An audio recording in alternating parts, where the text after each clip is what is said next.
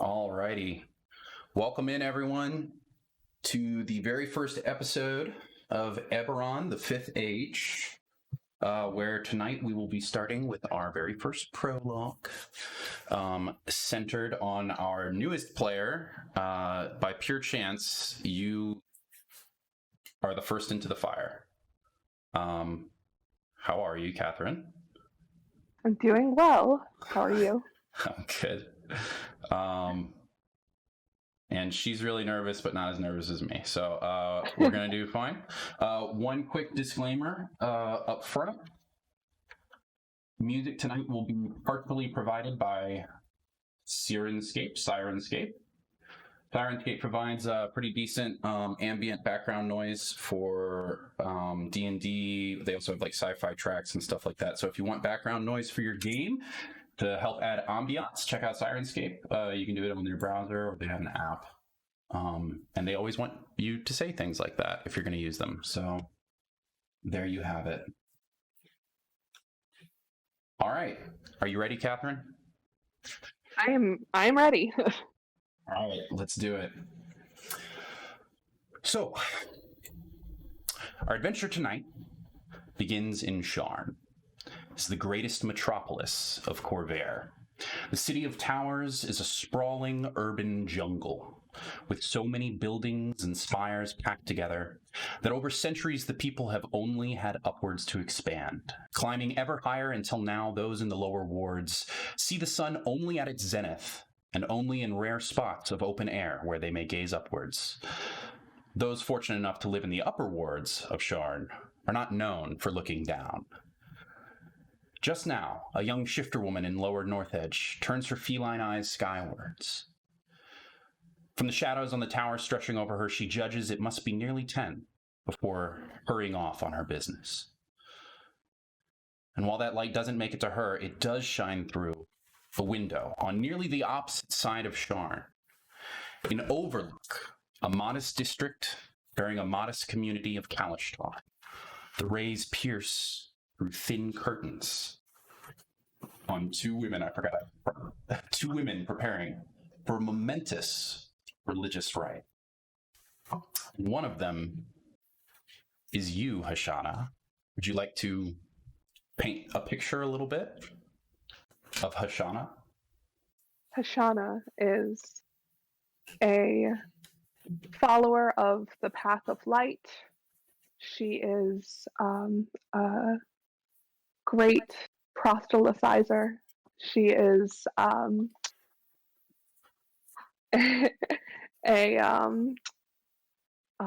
nervous yet excited young woman who is partaking in a religious ceremony that she has partaken in many times and is very excited to do it. And what does she look like? Oh, she is a Kalashtar of medium height, and she has flowing purple hair. Her Kalashtar color is purple, and she wears her long vest of adventuring and carries her simple weapons with her. An adventuring vest. I like that. Does it have lots of pockets? It does, for all of her many things that she could encounter along the way. Indeed. And there you are. And at the moment, you are sitting, actually, in a chair beside your bed in your bedroom in the what is called the Gathering Light, which is one of the buildings that loosely is part of what is called the Temple of Ilyana, which is not truly a temple, but really more a collection of buildings in the residential district that is Overlook, comprised predominantly of the Gathering Light, where you have been an acolyte for many years, most of your life, and a small shrine to Ilyana. And at the moment, you are sitting in a chair beside your bedside, looking out, as this is not a tremendously wealthy district, but Overlook is aptly named, for you have a fantastic view out your window. High above the Dagger River, you can see clear below the cliffs that set Sharn above, and you look out and you can hear the wind reaching you as sunlight breaks through. And while you feel relatively calmed by this, the other woman in the room with you is quite frantic. She is a handsome woman, jet white hair tied in a bun, except for where strands frame a face that seems too young for that jet white hair, but just young enough for the energetic blue eyes that are now focused on you. She holds a thin hairpin between her teeth as she begins to tie your hair with delicate fingers, her nails a shining amber.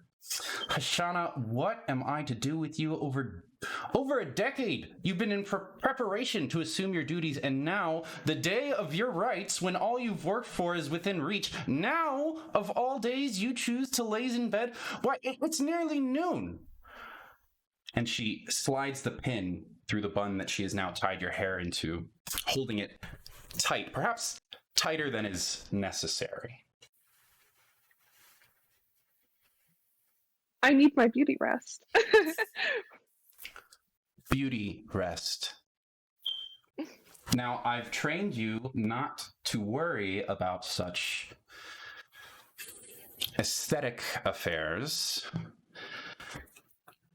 However, today, I suppose we do want you looking your best. And you know, beyond the shadow of a doubt, by the way, that this is your longtime mentor, Yayala, who is helping you prepare for the upcoming ceremony, the Rite of Bonding, which is in your honor today. She continues to fret around you as she turns to the table side next to you. She says, half the followers of Precarious have tried to come just to see your ceremony, and for the first time since you were 14, I have to help dress you? The Rite of Bonding is a rare occurrence, and the followers will want to see you at your best, you know. Hashanna clutches her amulet nervously and seeks approval from the Ayala. Ayala? Yes, she says, somewhat distractedly, as she fiddles opening this box. Am I presentable? I think I am. Absolutely not. You are not dressed. And as she says that, she pulls out of the box a dress robe, which unfolds. It's been very neatly maintained.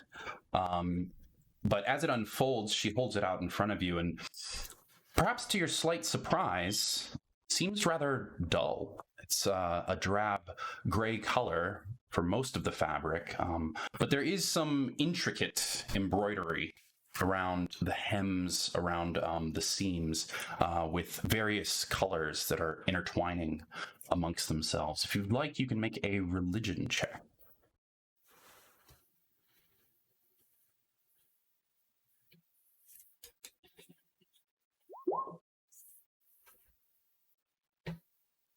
I rolled a 13. A 13. Oh, I'm sorry. I meant to say you can roll a religion check with advantage, as this is, after all, your religion.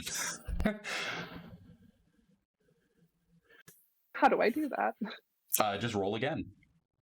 Oh, lovely.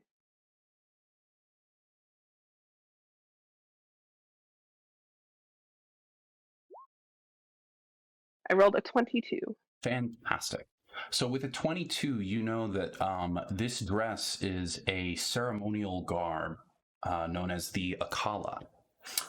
It is traditionally worn during religious rites, such as this one, and it is markedly the opposite of general Sarlonin or Adaran fashion, which is usually quite colorful. It is intentionally drab and gray, as at moments like these, followers are encouraged to embrace humility.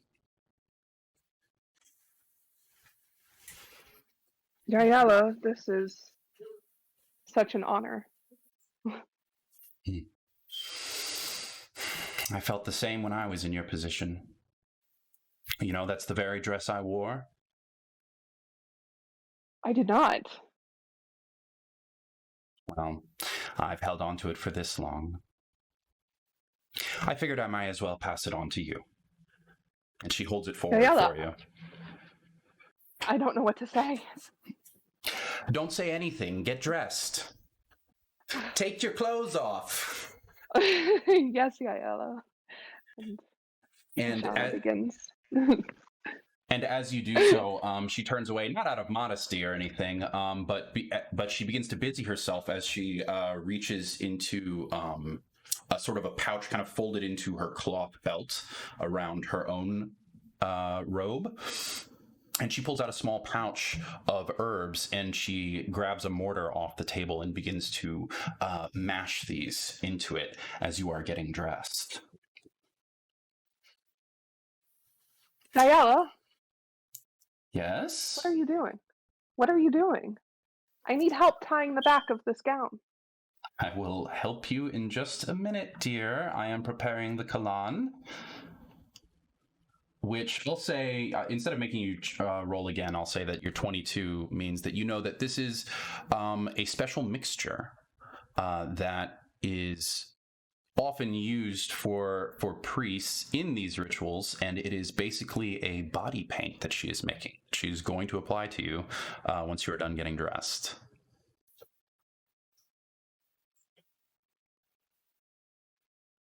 Yayala, your help? Of course, she says, and she puts the pestle down and comes over and grabs the way it's basically it's very loose robe. It comes pretty far. It's quite long. It comes down to your shins, and it has a long slit so that it can be like going down pretty much the length of its side, so that it can be adjusted and fit pretty much anyone, right?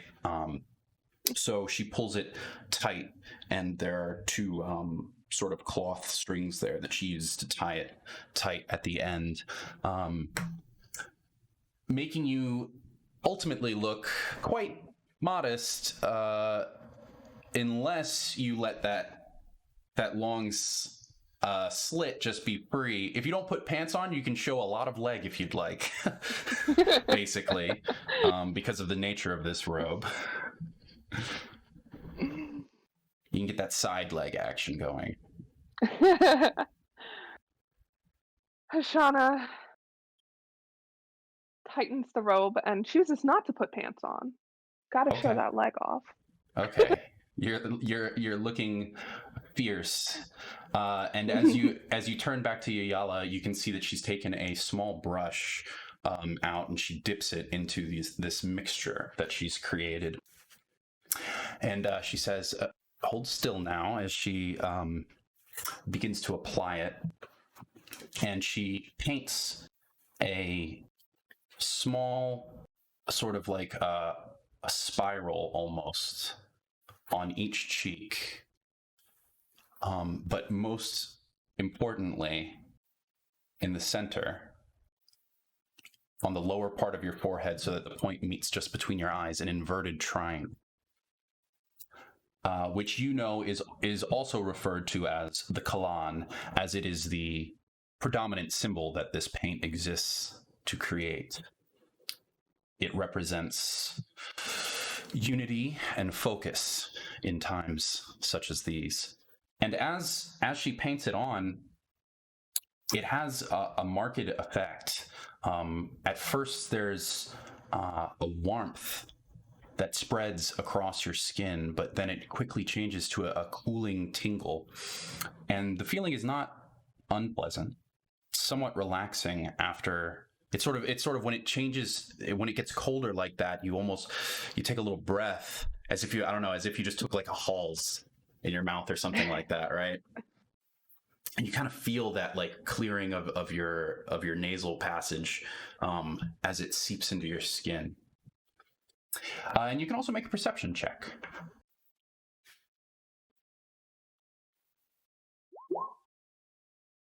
I rolled a 21. Natural 20. Absolutely. There is definitely an odor to these herbs. It's not quite as pleasant as the sensation. It's a little bit bitter, and it's right on your face. So it's not great. It's not terrible either.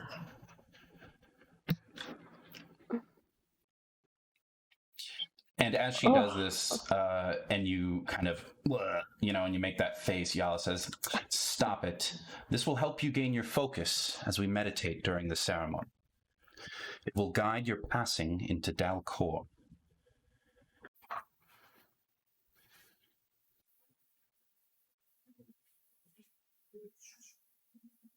Yala, I don't know if I'm ready for this.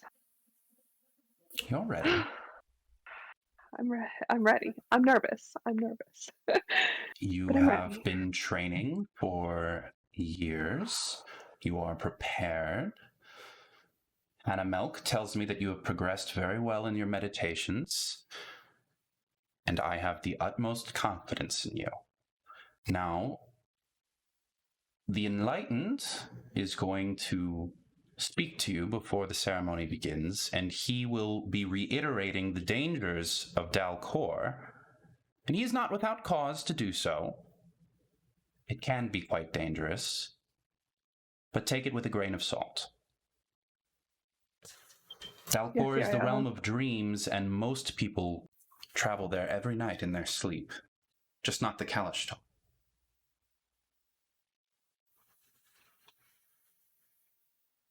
I'm sorry, were you going to say something?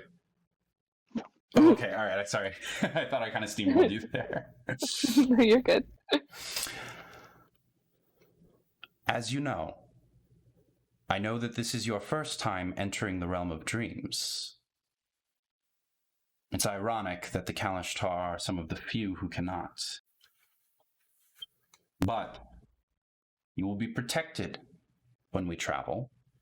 We will not enter the realm itself, not truly. We will enter a small section that is created for you by your quori spirit. We will be safe there, and you won't be alone. I will be with you. Yala, that brings me such comfort. Of course. Every first dreamwalker must have their guide. Now, if you're ready, she kind of takes another look at you, maybe tightens the robe a little bit across your shoulders, gives a slightly disapproving look at your thigh that's poking out a little bit, But she smiles. She gives a little small smile. And she says, "You look beautiful, Hashanna. Thank you, Yala. I'm sure that everything will be fine." And it's at this moment, as she's looking at you, that there is a knocking on your door. Who could that be? Well, I'm not sure, but she turns and looks at the door and says, "Excuse me, we're in preparation for the rites." And in no good time either, she says, looking at you. And a voice calls back and says, "Miss Hashanna, I have a delivery." And it's not a voice that you recognize. A delivery for me? What could it be? Open the door, Yala, please.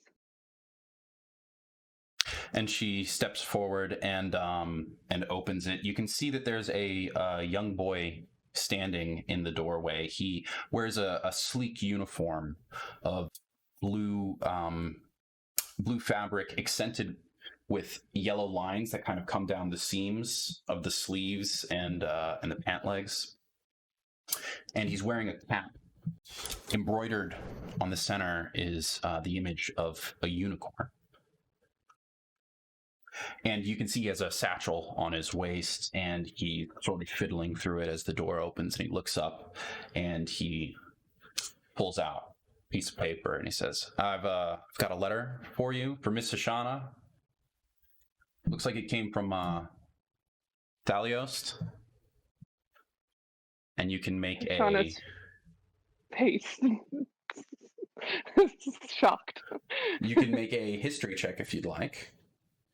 History check, absolutely. Rolled an 18. An 18, yeah, absolutely. So with an 18, you know that Thaliost is a city in Thrain. And perhaps even with an 18, you know that this city is a little bit troubled at the moment, as its rulership is certainly that it's definitely ruled by Thrain right now, but that is not something that the natives of Thaliost appreciate, as up until a couple of years ago, it was actually an Onderan city.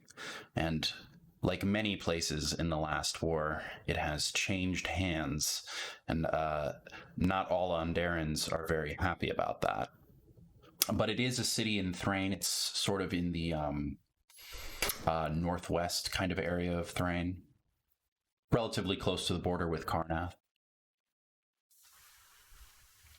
But anyways, he hands you this letter. Hashanna receives the letter and eagerly opens it, hoping it's good news. And in Roll20, you should be able to see it. I think a text box should pop up if I'm doing this properly. Yes. Yes. Would you like to read it, or should I? I can read it.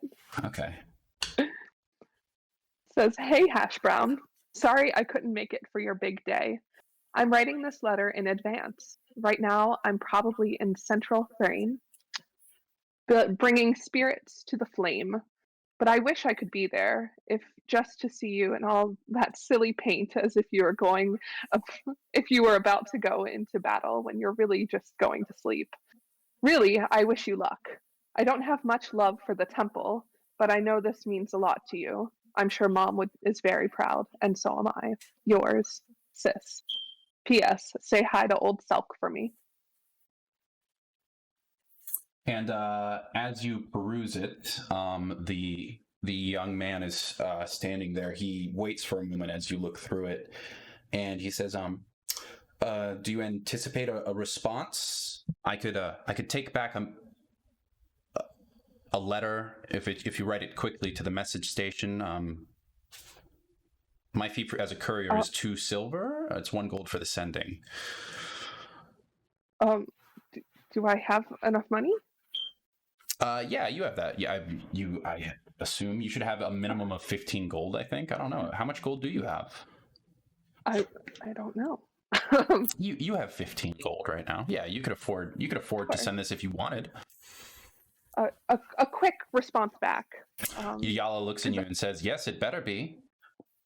Oh, just 1 second, Yala, I promise. This won't take very long. And Hashanna begins to dictate hurriedly on a scratch piece of paper that is nearby. And she begins to write, "Lashara, I so wish you were here, but I suppose I cannot think ill of you, for you are doing what is good for you.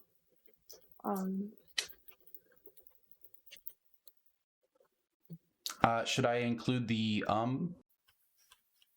No. Okay. Please. He says as he looks back to the paper. I don't have much time, but I do look forward to your next letter, and I do hope to see you sooner rather than later. Sister, I love you. yours, hash brown.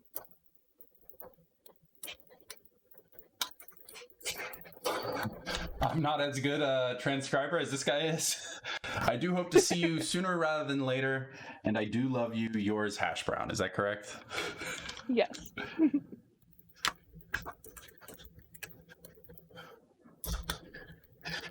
That will be immortalized now.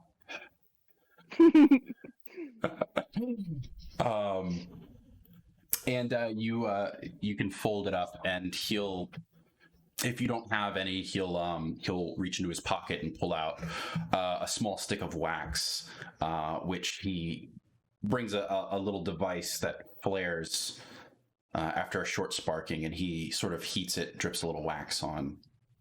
Do you have a seal, miss? Yes.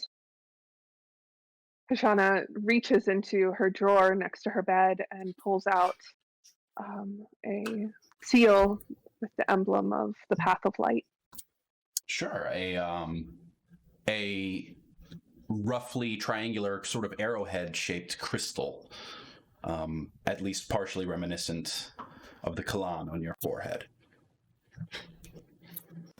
And that is pressed into the wax, which is it's actually kind of nice. It's like blue with like sparkles of yellow to denote the house. Which, by the way, if you'd like, you can make I guess a history check to sort of understand what's going on with this guy. I rolled a 15. Sure, this isn't exactly like ancient or secret knowledge or anything, but the mark of the unicorn on his cap, as well as the color schemes of blue and yellow in his uniform, clearly denote him as a messenger for House Orion. House Orion bears the mark of passage, and they work frequently in conjunction with House Civis, bears the mark of scribing. So it's House Civis that sets up these message stations where messages can be transported magically across great distances. And then House Civis will pass these letters, once they've been transcribed, onto members of House Orion, like this deliverer, this courier who has brought you this letter. So when he said that he could bring this back to a message station, what he's talking about is a small outpost of House Civis, who will then relay your message back to Thaliost, where it will be transcribed and given to another courier. Perfect. Mm-hmm. Which I guess, now that I think about it, means that the seal is a little irrelevant. But I guess it makes it proves to anyone in that message center that you did in fact write that letter. So it can act to do that at least. So he takes it and he sort of pauses for a moment and waits patiently. Oh, the gold, the silver? Of course, ma'am. Yes, and Hashanna finds silver somewhere in the room, probably under the bed. You've got a purse. You've got a purse, and when I say purse, I don't mean like a full thing. I mean like a coin purse that's not very large. Yeah, yeah, and it's 1 gold and 2 silver, so you can mark that. Do you know where to find that? It would be under your equipment tab. And then you can just click on currency.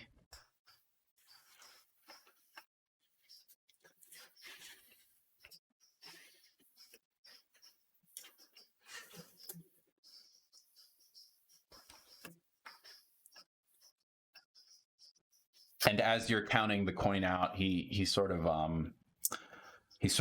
looks kind of, he's a little bit bashful as he looks at the ground, but he can't help himself from kind of like looking at the coins you're counting out and kind of wondering when you're gonna stop.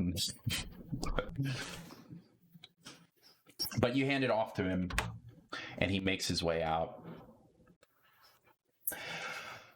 And Yalis sort of looks to you. Lashara, I'm sure. Yes, of course. I'm glad she didn't forget my big day. It would have been nice to see her. I miss her so much. She was always a willful sort. Could have taken a page out of your book, actually. But I suppose she walks her own.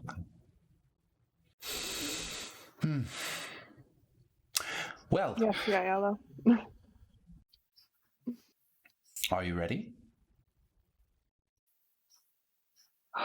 Yes, you're ready. And she claps your shoulders. Don't yes, worry. Yaela. Everything's going to go fine.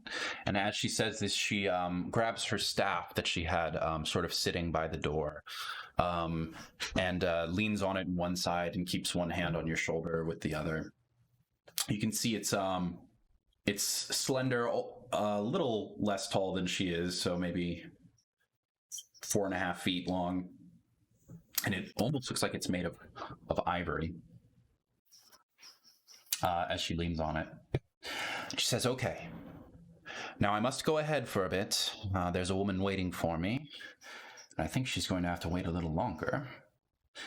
But I will see you in the shrine. I'll be waiting. Try to make a little bit of the entrance, huh? Yes, Yaela. Okay. And she fiddles with the pin in your hair just one more time. Much more for herself than for you. And then turns and goes.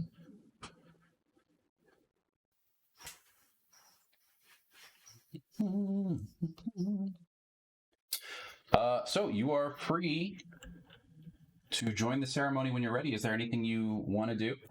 Anything that you feel you'd like?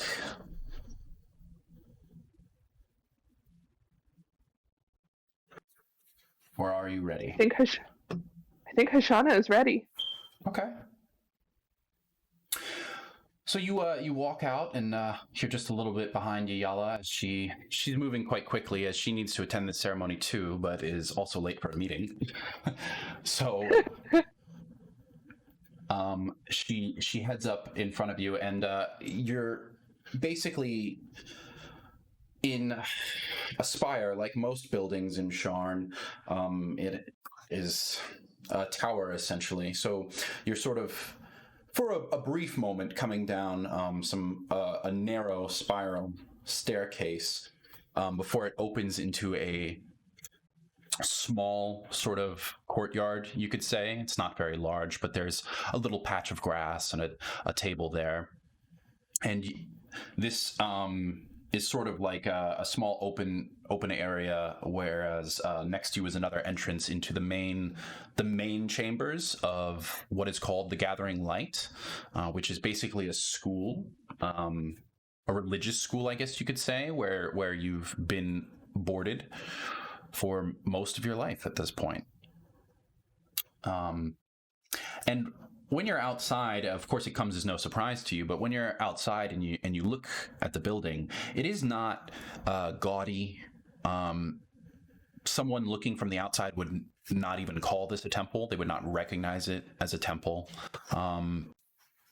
This appears like any other building in the Overlook district, which are honestly quite plain buildings. They are drab gray stone is what I meant to say. Accented only by colorful tapestries, which is traditional for Sarlonan culture. So there are tapestries hanging from these windows, but those are like the few accents that sort of give a little bit of life and color to these buildings.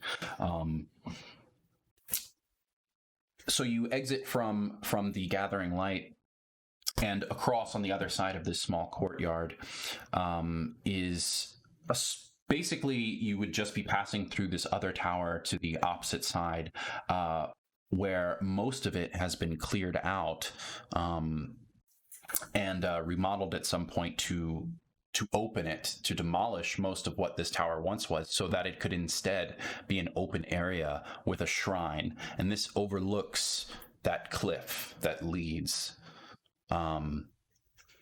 very sheer for who knows how many feet, maybe almost a mile down to where the Daggerwatch River is. And as you enter into this true courtyard, not like the small area where you many a time practiced martial arts with the teachers of the Gathering Light, but as you enter into a much larger area dedicated to the shrine, you can see that there are quite a few people in attendance. Between you and the sort of slatted roof, not really even a building, it's kind of like an open air shrine. There are many waiting in the courtyard. You can see that some of them are familiar faces, but they are various residents of Overlook, some from Precarious, which I won't even make you roll. You know as a Kalashtar that there is also a Sarlonan community in Precarious, which is a district in Lower Dora. And you can see that these people in attendance have really brought out their best. Your gray dress stands out against the bright colors that are on display here. While many of them have dress robes of the same form, they are basically akalas, or at least fashion-wise, they are designed like akalas. They are full of color. And some are also wearing jewelry, headdresses with crystalline sort of hairnet things on the women. Rings are favored by the men, and crystals are favored by the Kalashtar and the Sarlonans in general. So these sort of crystalline jewelry, and you know, especially for those from Precarious, that these are not wealthy people, and that they have worn their best today for this occasion. And as you approach, there is the sound of music.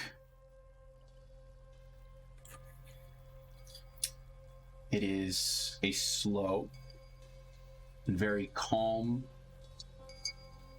piece. There is musicians on the inside of the shrine. One is playing a elongated stringed instrument with only 4 strings, and he sits cross-legged with it in his lap as he sort of very slowly trills long-held notes, while others are just periodically tapping on bells, creating a very peaceful, meditative song. And while there was certainly some talk going on, as you enter, talk quiets, and the eyes turn to you, and they sort of part a little bit to give you a path to walk up to the shrine.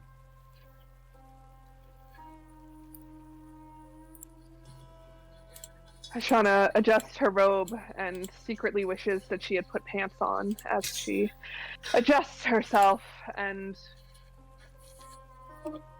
takes a deep breath to muster her confidence as she walks and notices everyone that she knows and faces that she doesn't recognize, and keeps walking towards the shrine with her head up. And it's not massive. The space is not massive, first of all, and the Kalashtar community is not massive. But I'd say that there are probably 30 people out here in the courtyard, and maybe another 15 inside the shrine. So this is, certainly more than you're used to seeing here. This is normally a very secluded sort of place of meditation that you've been to this shrine a million times, right? But you've perhaps never really seen it crowded like this. And as you step into the shrine itself, you can see, as you are quite familiar, it's mostly empty, honestly, just for people to kneel in contemplation and meditation, but sort of on a slightly raised area, there is a fountain kind of in the center back of this, and it's just kind of gently flowing. And just behind that, raised higher, is a dais with a carpet of sorts laid across it, and folded with his legs beneath him, sitting on that dais, is the enlightened Havakar. And he, as you well know, is the current master of the shrine, I guess you would say.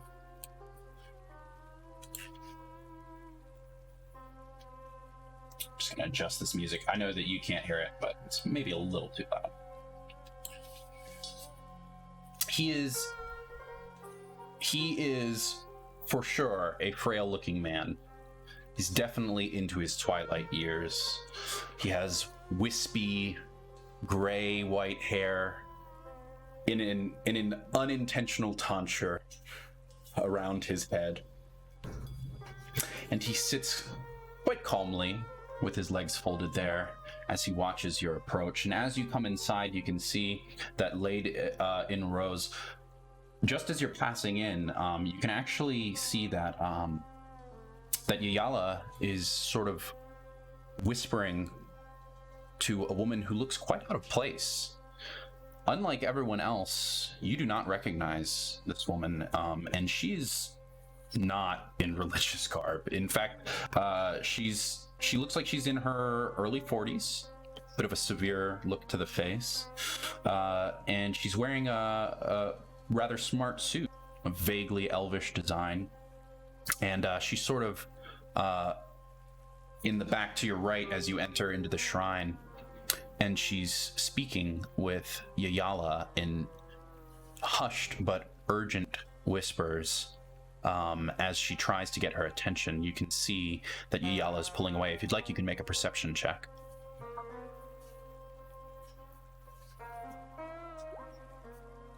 I rolled a 9.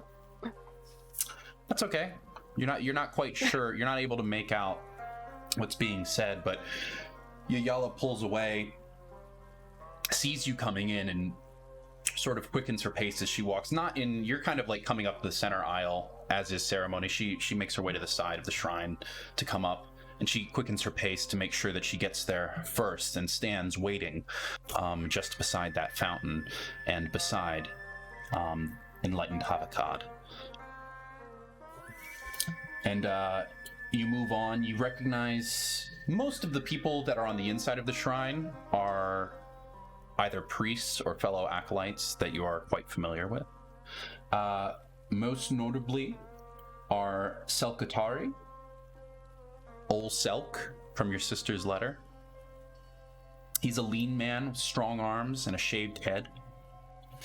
You know that he is the martial trainer at that school, the Gathering Light, which is essentially a martial arts school, kind of, which is open to the public, by the way. It's not exclusive for Kalashtar, but it is mostly Kalashtar and humans who attend, but they are open to anyone.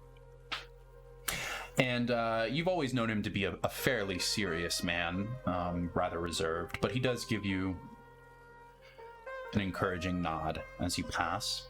And on the opposite side of him, on the other side of the aisle, is Hannamelk, who is perhaps the teacher that you've spent a lot more time with. While your sister Lashara probably spent most of her time with Selkatari, you did more of your learning from Hannamelk, who is more of a scholar, and has led you through many a guided meditation, and has definitely done a lot of prep with you for this ceremony tonight.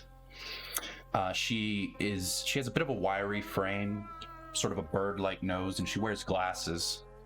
And between her glasses is the Kalan, which you know that she wears on a daily basis.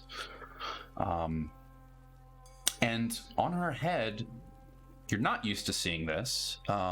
She has a very odd headdress on. It looks like small horns on either side of her head sticking out, and the material has a sort of a strange opalescent sheen to it. But she gives you perhaps a reserved smile as and gestures to you to the platform ahead. If you'd like, you can make a check. I think. What kind of check would this be? I think an Arcana check, I'll call it.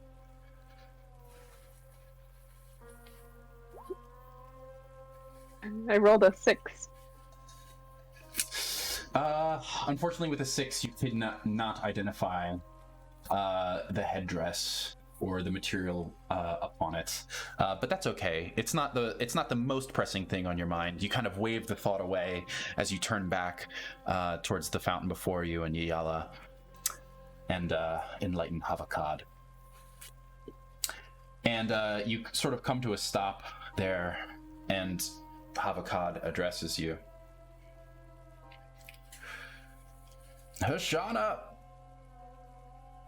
a young Dreamwalker will be born today, he says, spreading his arms and speaking to the room, really, instead of you.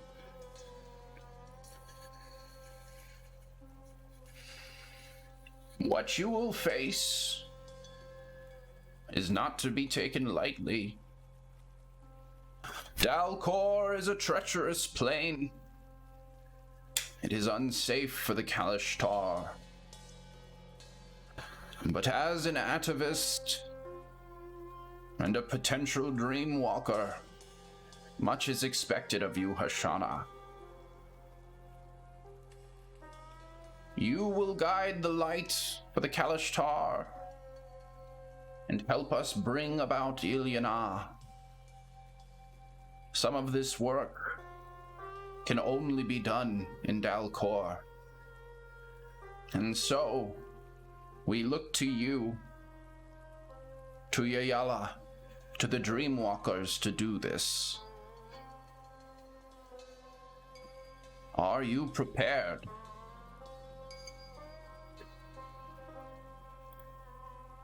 Shauna clutches her amulet and thinks for a moment. Says yes, confidently. Do not be eager.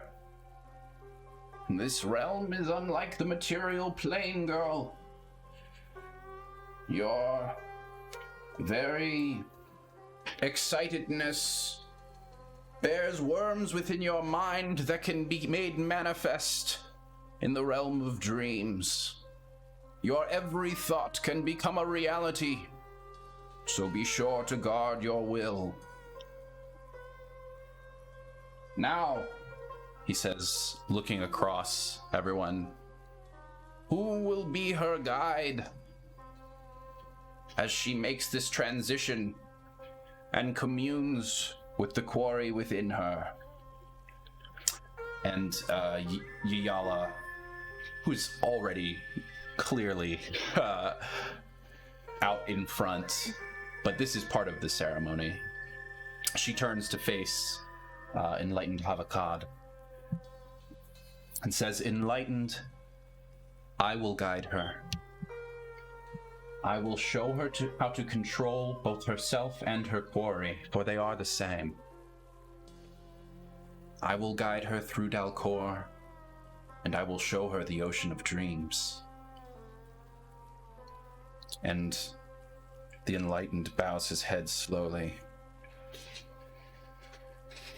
Then, let us begin. And he gestures, and Yayala kneels on one side of the fountain, sort of indicating for you to take the opposite, as she kneels and slowly closes her eyes, her hands just resting in her waist, in her hip, lap, waist, hip, lap.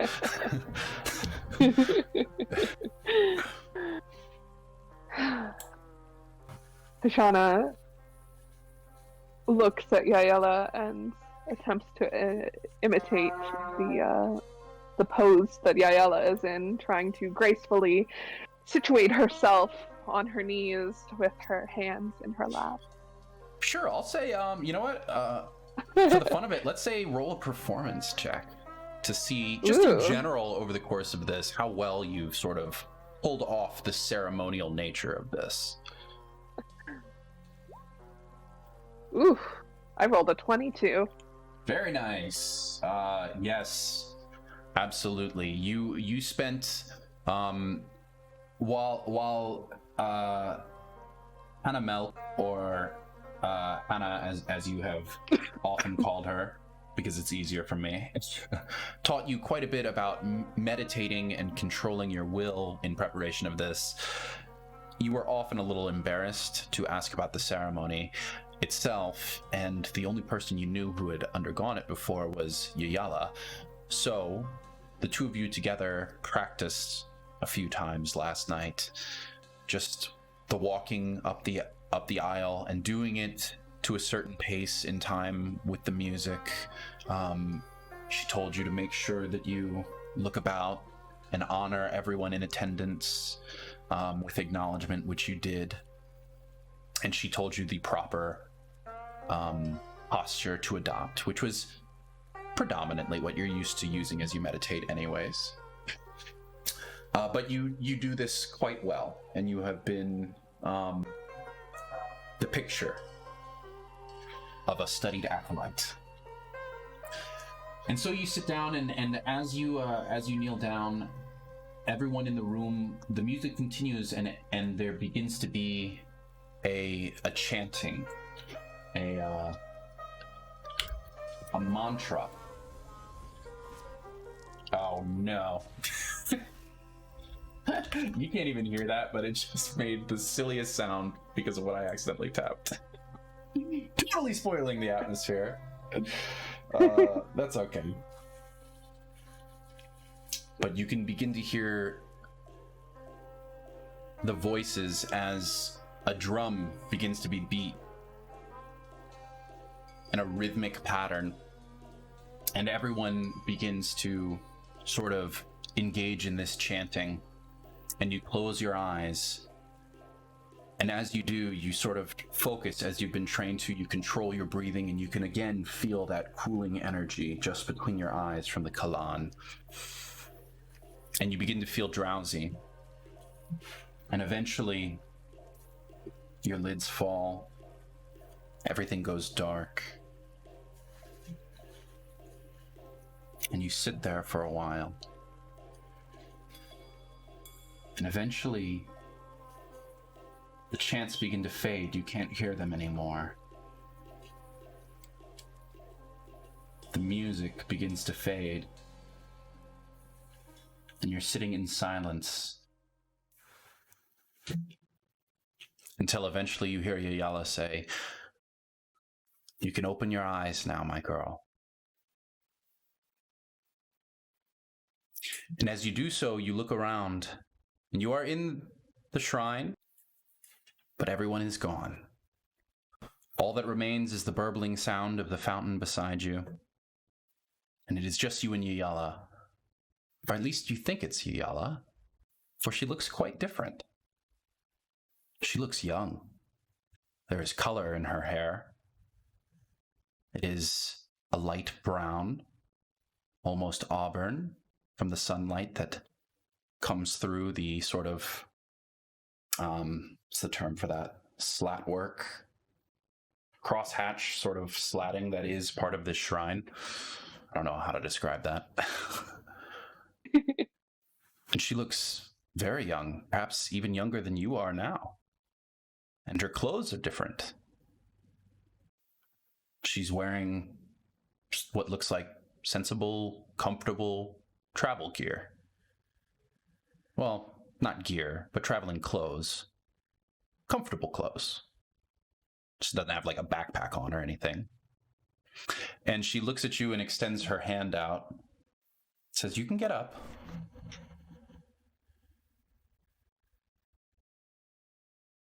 Yaela, uh, I don't understand. And Hashanna stands up, cautiously. We have entered into Dalcor, dear. The ritual was a success. Of course, the real trial still lays before you, but we are here, or at least within a pocket realm created by your spirit.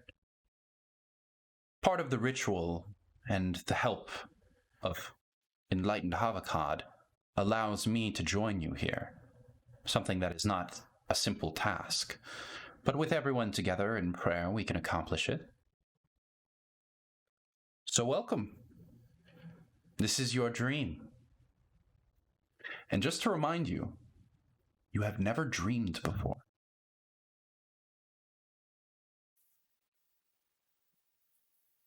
Yaela, astonished, looks around and tries to comprehend what is happening around her. Takes in all of Yaela. Yeah. Yeah. And she looks different, and she's kind of casually, not in a confrontational way, sort of circling you, pacing as she can see as you turn about and look at everything. And you can make a perception check if you'd like.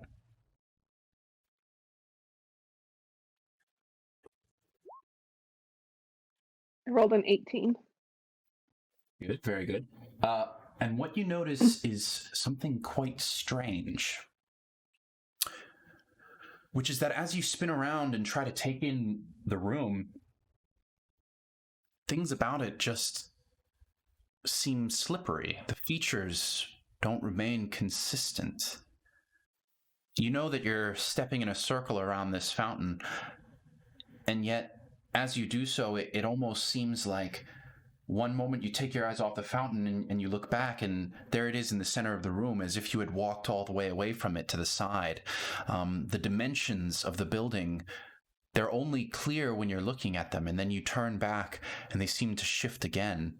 And when you really try to focus and look, the lines themselves that make the shape of anything you look at seem ethereal.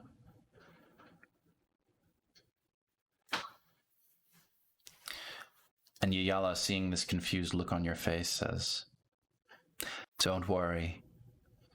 The dream is always quite unstable.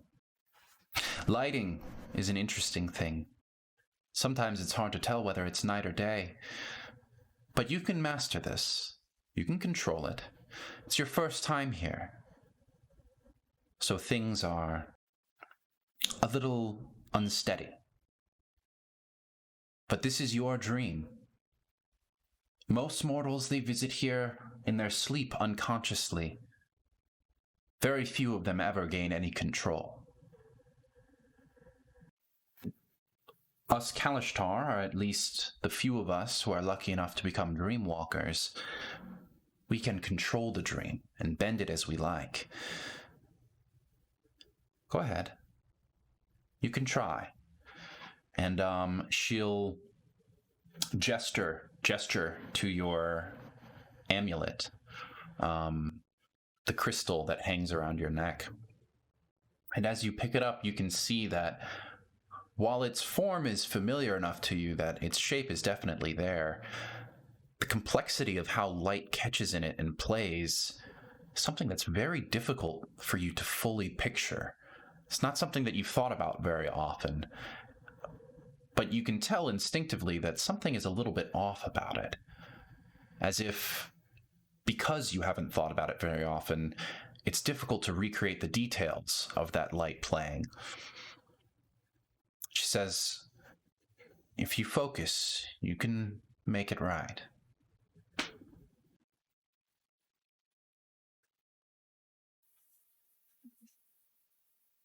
Yaela, I will try. And she clutches her amulet and tries to make sense of everything around her. Mm-hmm. Mm-hmm. So go ahead and roll me a charisma saving throw.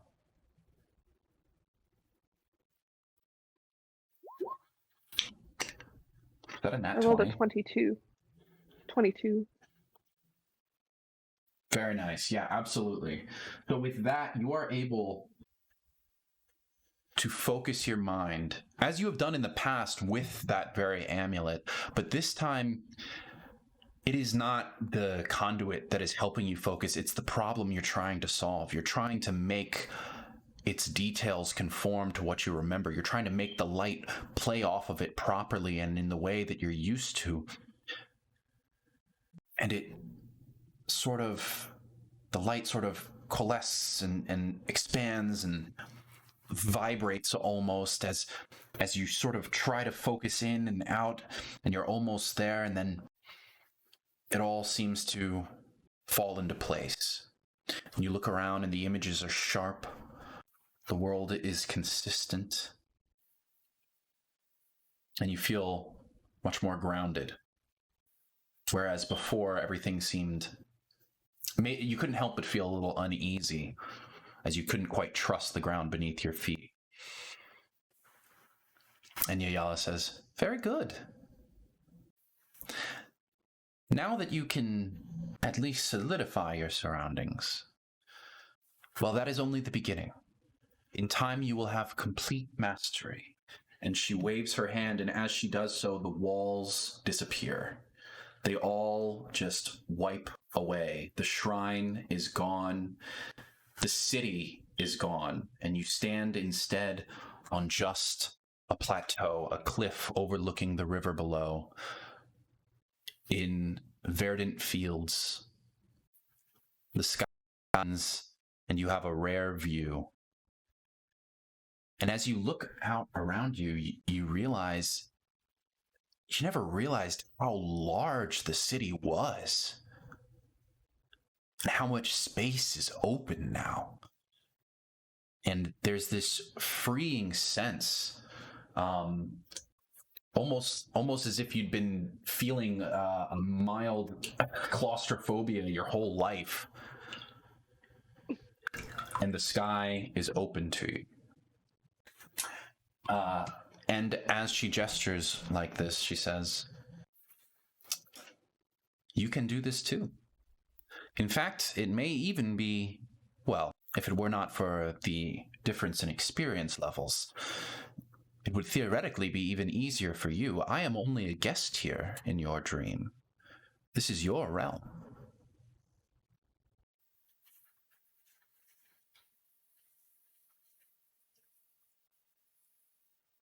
Astonished, Hashanna looks at Yayala and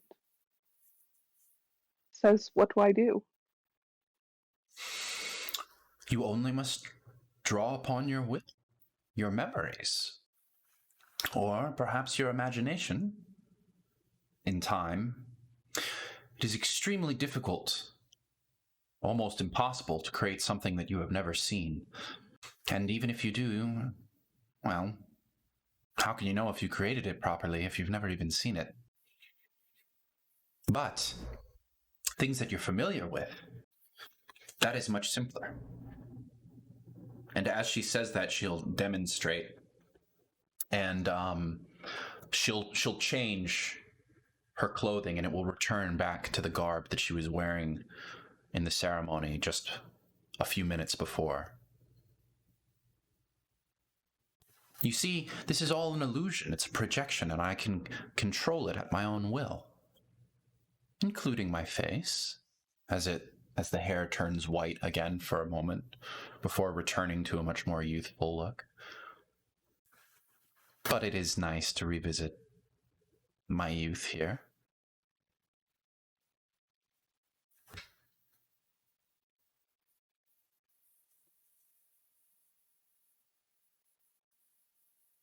Well, go on.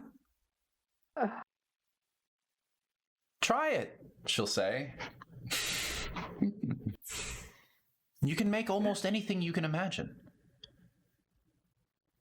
Hashanna thinks about everything that she knows, which is her temple and her family, her sister. She thinks of all of the things that she could think of and sees it all flash before her. And as your mind begins to race, the features of the landscape around you become blurry and muddled as it begins to spin around, as A bunch of thoughts go through your head, and Yayala says, "Now take it slow. It requires focus. Distractions can bring the world into an unstable state. It's not dangerous, but it's unformed."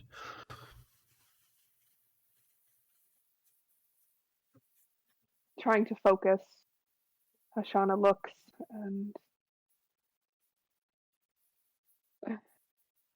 can only think of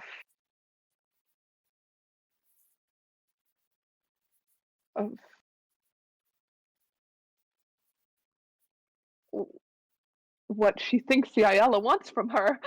Which is? Which is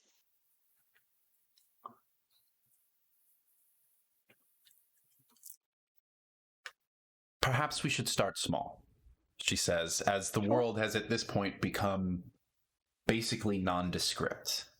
At this point, your indecision and as your will controls the surroundings around you, your indecision has turned them into a blank canvas.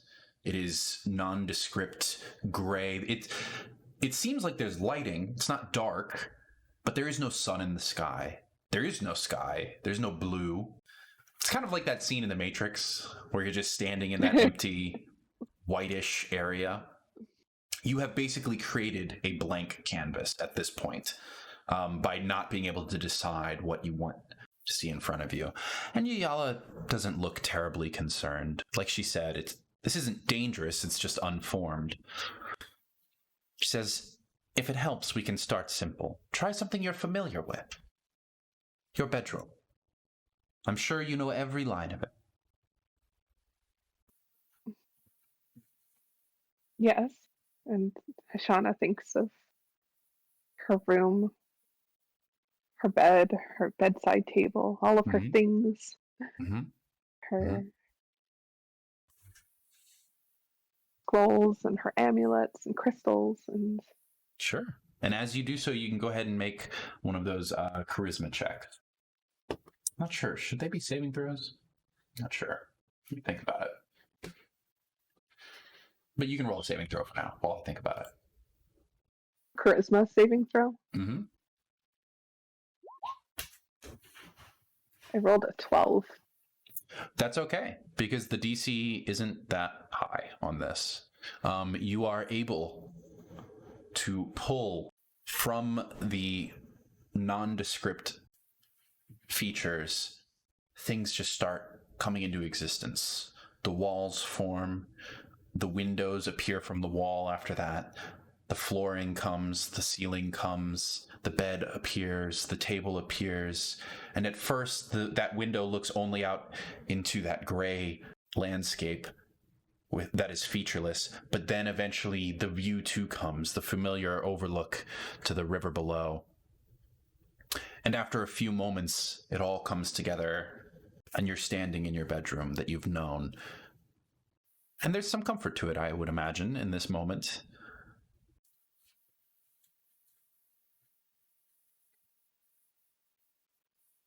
That's very good, Hashanna.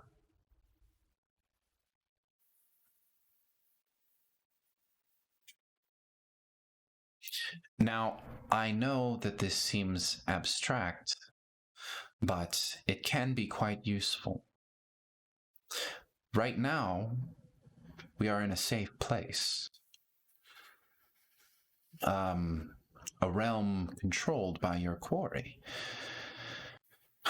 which is the same as saying that it's controlled by you. But this is only a tiny, tiny piece of Dalcor. There is much more. Would you like to see? Yes, she said hesitantly. And she'll extend her hand out to you, and assuming that you take it, she will sort of wave, and it's not so much that you begin to fly or even rise as it is that this world that you just created begins to fall away. And it becomes very small, and as it shrinks in the distance, It's very similar to where you just were. At this point, it's starting to look like that featureless gray area. But eventually, there is something up ahead, a darkness, actually. But at least it gives some frame of reference as a ceiling almost that begins to expand as you get closer until this sort of point of darkness encompasses. And as you get closer, you can see it along the horizon, basically, above you. And it's difficult at first, but your eyes adjust after a moment, and you can see in the distance, in this darkness, little points of light. Small spheres. It's very difficult to make out any of the details, but Yala gestures to them and says, "This is the ocean of dreams. This space, this darkness, it is a void. It is not dangerous, at least not necessarily. But it is dangerous to leave this realm," she says, gesturing to the difficult to actually perceive but clear barrier that marks your realm from the ocean outside. You are safest here. But there is much that can be learned in the ocean. Each of those lights, and there are too many to count, thousands spread out, like so many dots, they form a kind of silver fleece in the darkness. And she points to them and says, "Each of those is someone dreaming and touching the plane of Dalcor right now. And it is possible to reach out to their minds and see their dreams." Now, that's a bit more of an advanced technique. I don't think we're ready today. Like I said, it's dangerous to traverse the ocean. But in time, this is something that you can do. And this is only the ocean. Beyond there are greater wonders, Hashanna. In Dalcor, there is the Uldakan, where the goblins dream. And farther still, the Eidolon of Arganessen. And these places are not necessarily safe, but they hold great wonders and secrets that can guide the Kalashtar.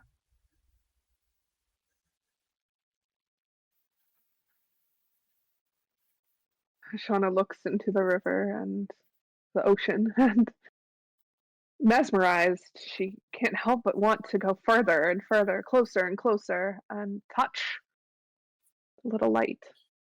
Do you attempt to do that? Yes. Okay.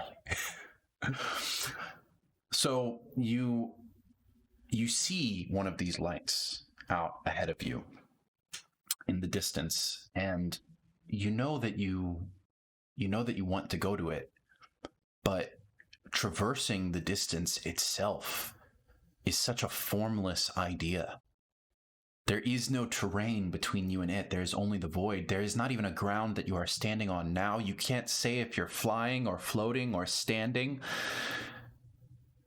And the first problem that presents itself immediately is, how do I even get over it?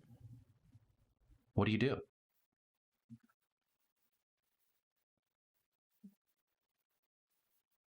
You focus. Mm-hmm. And try in your mind to bring it to you. Okay. How do you bring it to you?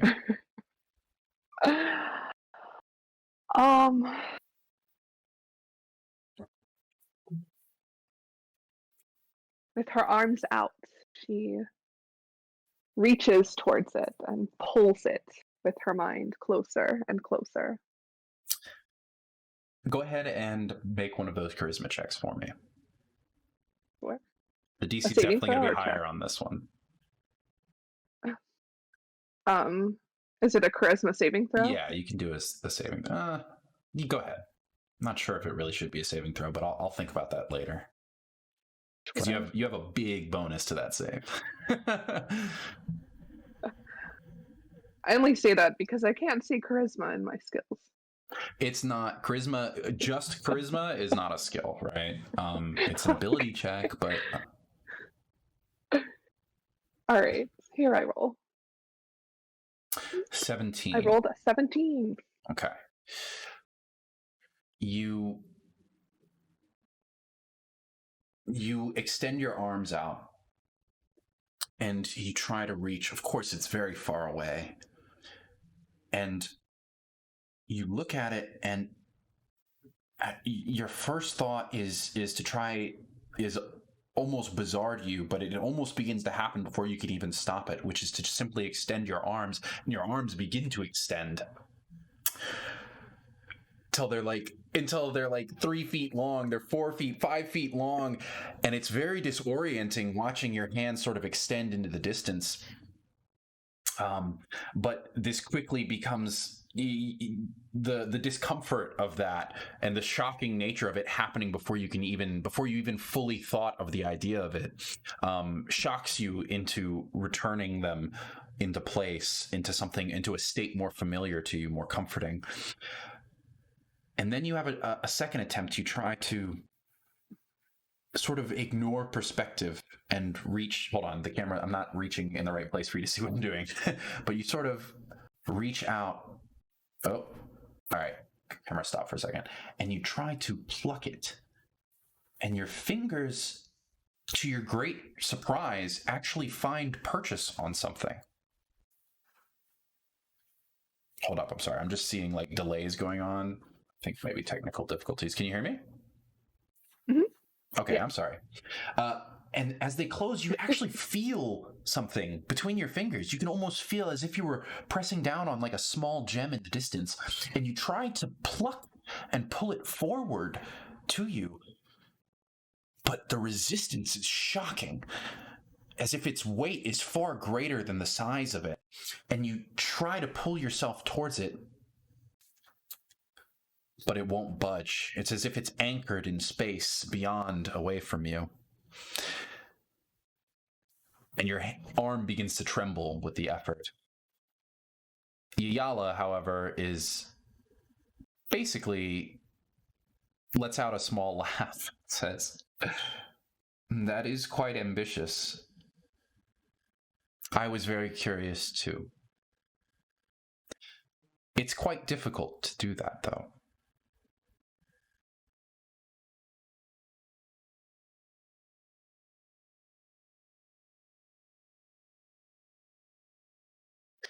It's easier when you know the dreamer. You have no idea who that is. It's not so simple to pull them towards you.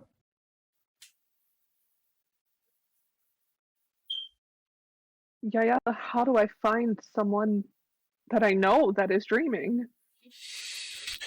Well, that is the skill of it. It's quite difficult. Now, judging by the distance, some of the closer ones, well, the ones that are brightest, of course, are those around us here in Sharn. Now, to find someone like your sister, she is quite far. And I don't know exactly where. I could show you where Thrain is, but it would do very little good. Don't you think that there's some kind of connection that could pull me to her? I mean, we're twins after all. Perhaps. Are you sure she even dreams right now? It is midday. I'm not sure, but I would like to try.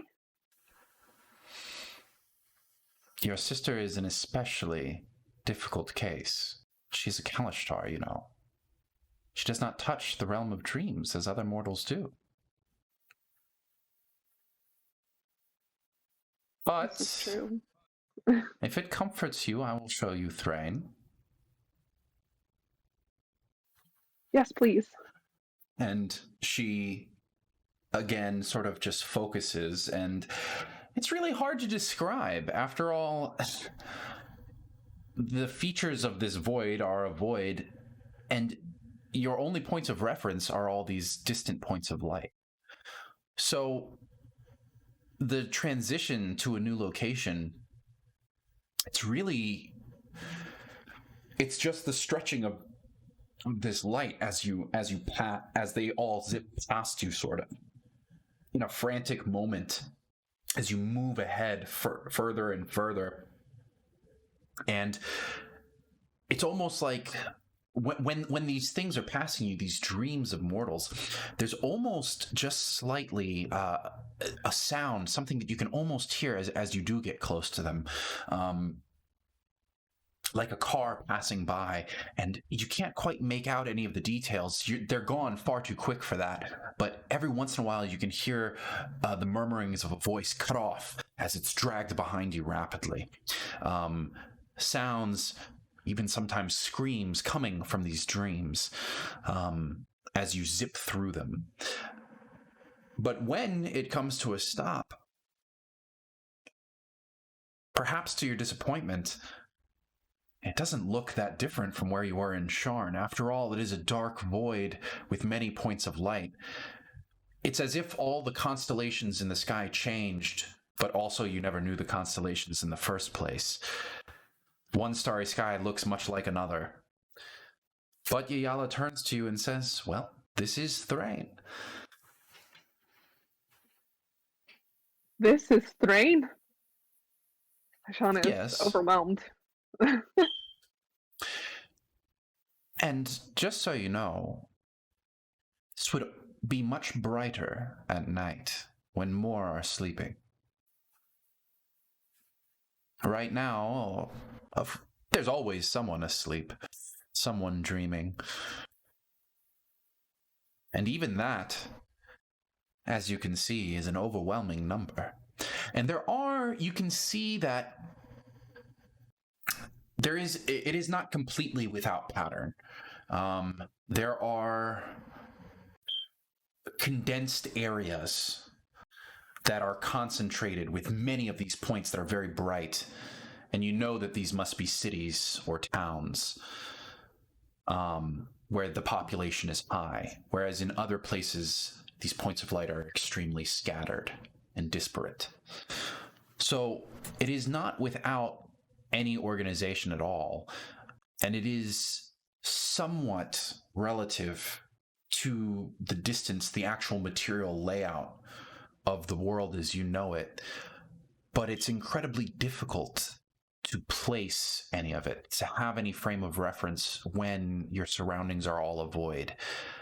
And you get the clear sense that something like finding your sister in Thrain would have been absolutely beyond you if Yayala was not here. Because there are no signs, there are no way guides, there is almost nothing to give you frame of reference. I told you it might be a bit disappointing.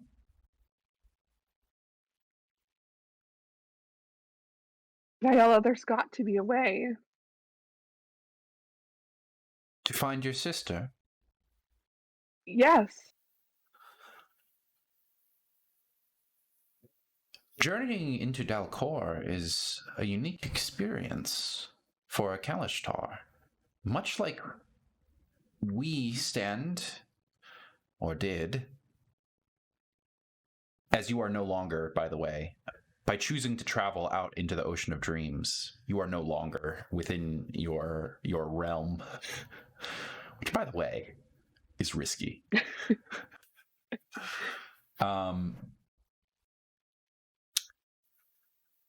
Much like you have your realm, even when your sister does sleep, she will be in her realm, and less aware of it than you are currently. Now, it is possible to speak to her, but she would likely need the training that you spent years to gain yourself. Now, I know that you have always been close. Perhaps you could guide her. You surprised me with your progress at a young age, but I don't know how open to it she would be. You know, her will is untempered.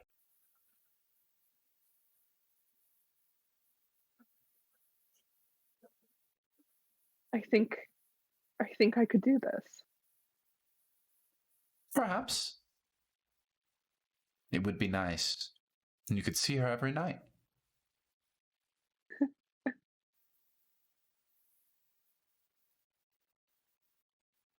I would say that would be a dream, but I know very little of those. We pick up on these things contextually. I think you're using the phrase right. But enough of this. Is your curiosity satiated?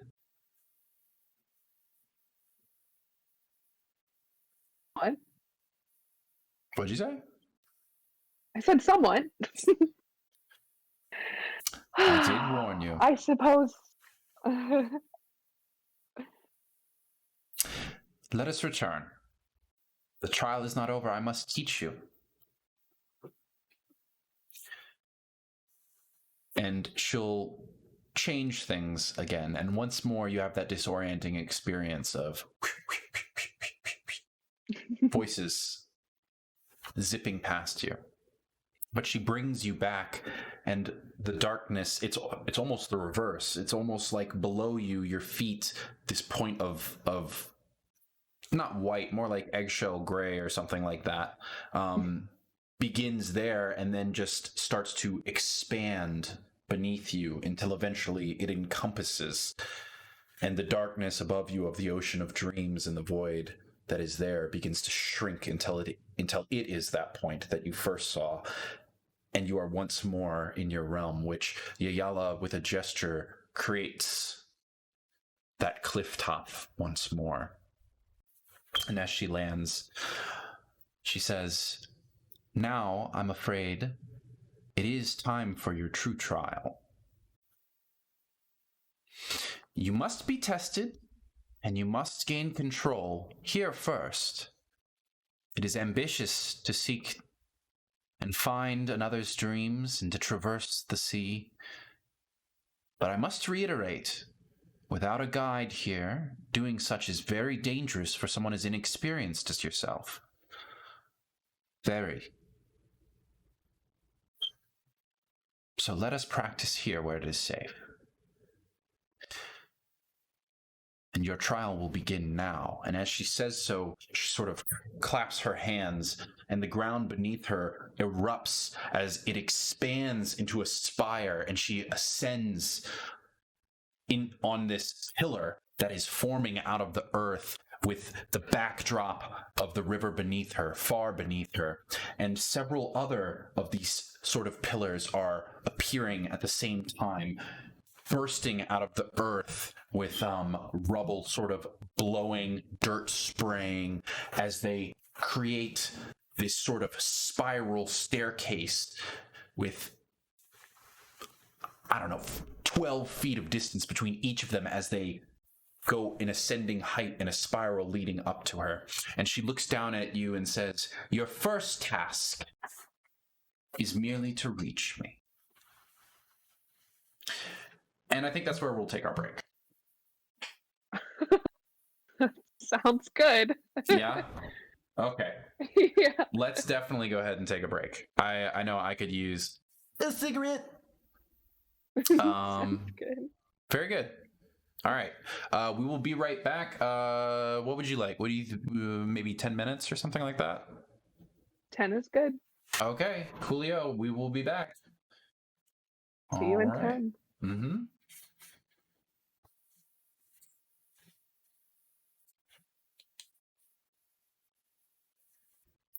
Okay, we are back.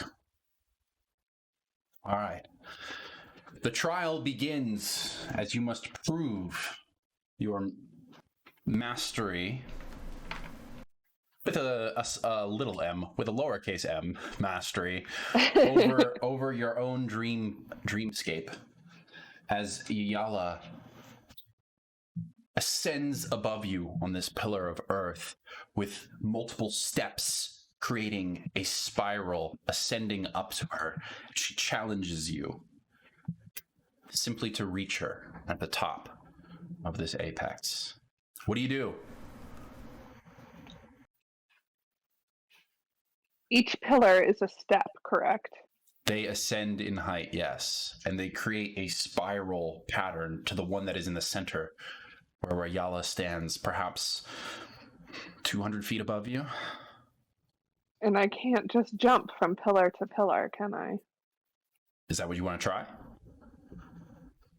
No. First is not the first of them is mountable.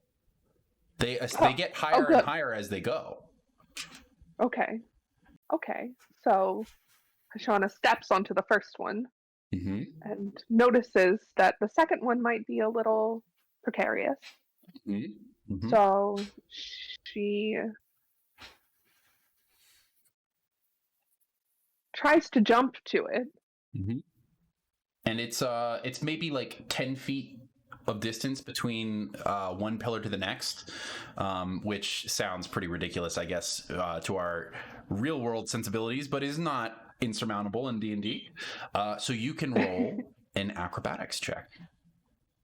Perfect.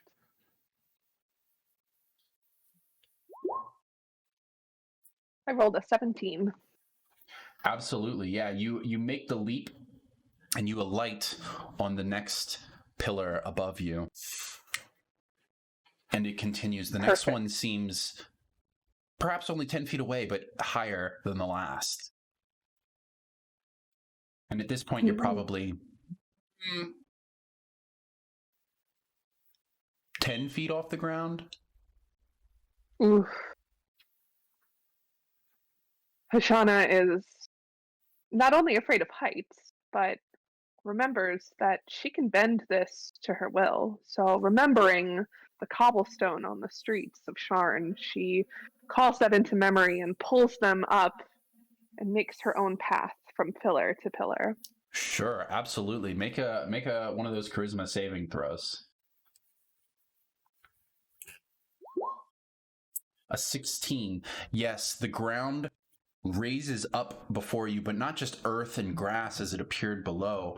Instead, it is stone. It is cobblestone with mortar in between the spaces as it rises and creates a bridge between you and the next pillar, and you run across that. You're probably 20 feet in the air now as Ayala calls down, "Very good, Hashanna!" Ooh. Hashanna wonders what to do next. She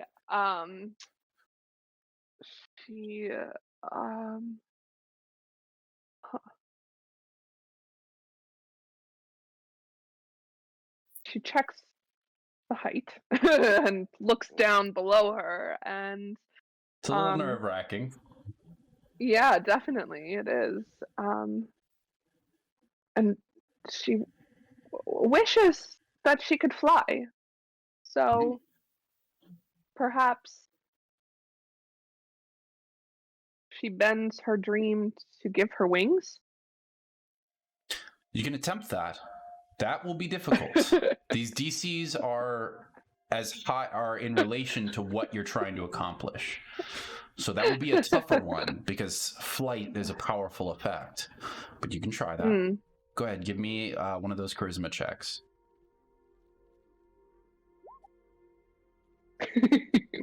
A 7.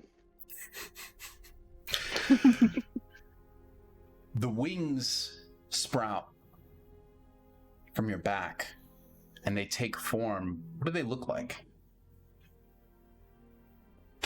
They are large and white feathers that resemble a Pegasus with purple and silver kind of a wide wingspan. Yes. Perhaps wider when spread out as they do when you summon them than you are tall. And you take a step forward, you leap off of the pillar, and they begin to flap. But unfortunately, you've never had wings before, and you've never flown before. And while imagining the image of them upon your back was simple enough, employing them in a way that you can understand when it's something that you have no frame of reference for does not go as well.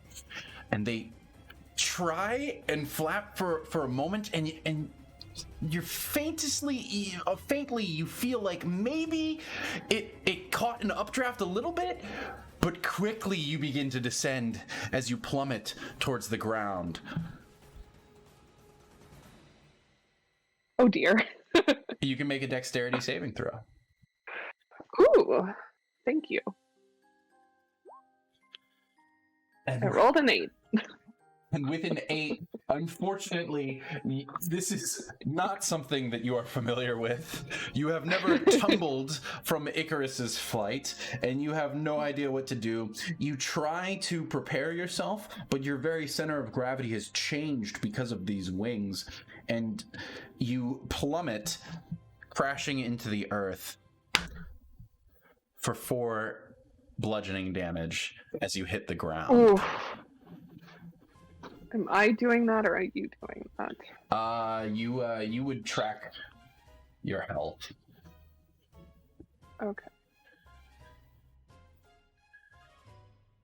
-4. Correct.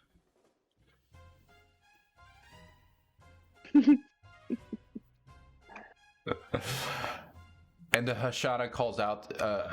Yayala calls out to you. So many names with a million A's in them.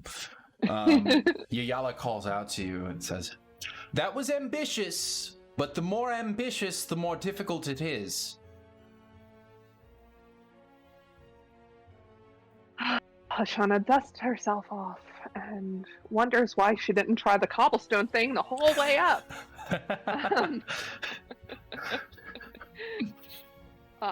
Do you want to try that now? Begins again. Yes. Okay. This time, go ahead. Give me a charisma saving throw. A 14. But a much more simple task, that a simple terrain change that you're attempting here. Much less complicated than trying to imagine how flight works. And you are able to create this pathway, this time branching across multiple of these pillars, and you begin to run across. After climbing up the initial step, you begin to run across, closing distance on the spiral. And as you get halfway up, suddenly a massive chunk of stone flies towards you. What do? I duck. Make a dexterity saving throw.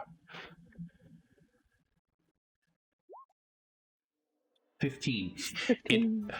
You drop to the ground, and it whizzes over your shoulder and crashes into the pillar behind you, destroying it as it crumbles below. You slip a little bit, but catch as your foot not even with your hands do you catch, but your foot slips from your cobblestone pathway that links the pillars that you were stepping across, that is now shattered, but you catch yourself as you stand upright. The pillar collapses and tumbles to the ground. That was close, and now we seem stuck.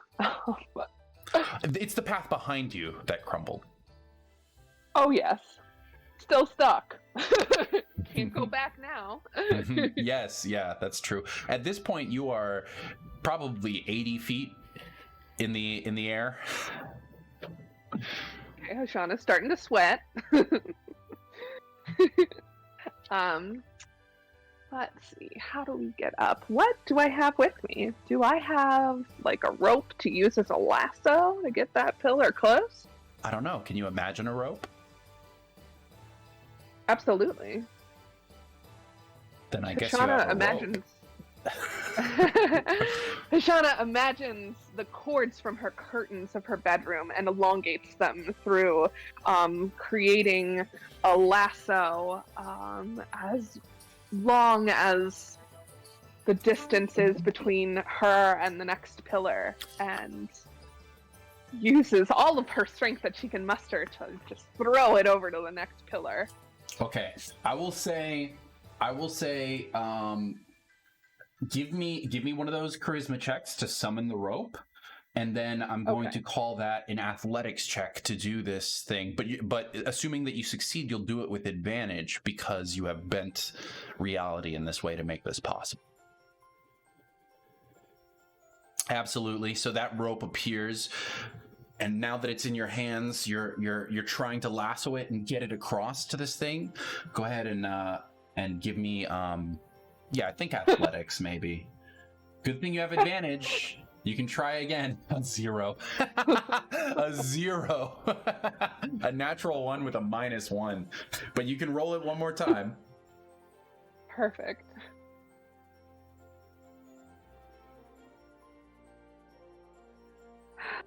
A 6. A 6? Oh, it actually didn't pop up for me. You got a 6 on the second one? Yeah. Oh, I don't know why it didn't pop up for me. Okay. There you go. That makes it doubly important to announce it, I guess. There you go. It was really delayed, but there it is. Okay. So you throw the rope, and your will is enough to get it to attach to one of these pillars, not just the one that's in front of you, which is maybe raised by about 5 feet and being branched by one of your pathways that you've created. But you're trying to save time. You're trying to skip and make a shortcut, and you swing it at maybe 2 or 3 ahead of you, and it wraps around the pillar, and you take it trying to then run sort of along the side of this pathway to the next pillar on the outside, using the rope for tension. And as you do so, a bolt of flame strikes the rope itself as it begins to, as it frays and snaps, and you begin to tumble once more down to the bottom. What do you do?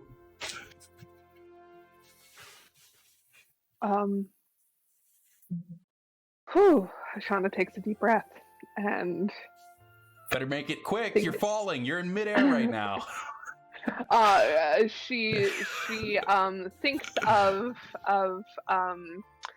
not wings, and not of a soft landing, but of a ladder. And she thinks of the wood frames of her window and tears them off and creates a ladder out of yes, and it begins to appear, and you're assembling it, but you're still falling. And what do you do with this ladder? You're plummeting. You have a ladder in your hands, but you are plummeting. She throws it towards the pillar and tries to grab on to steady herself. Sure. Give me a charisma saving throw as you try to not just push it out towards the pillar, but also adapt its form in real time to create the hooked top of it that would be necessary to attach itself in this moment. Whew, 17.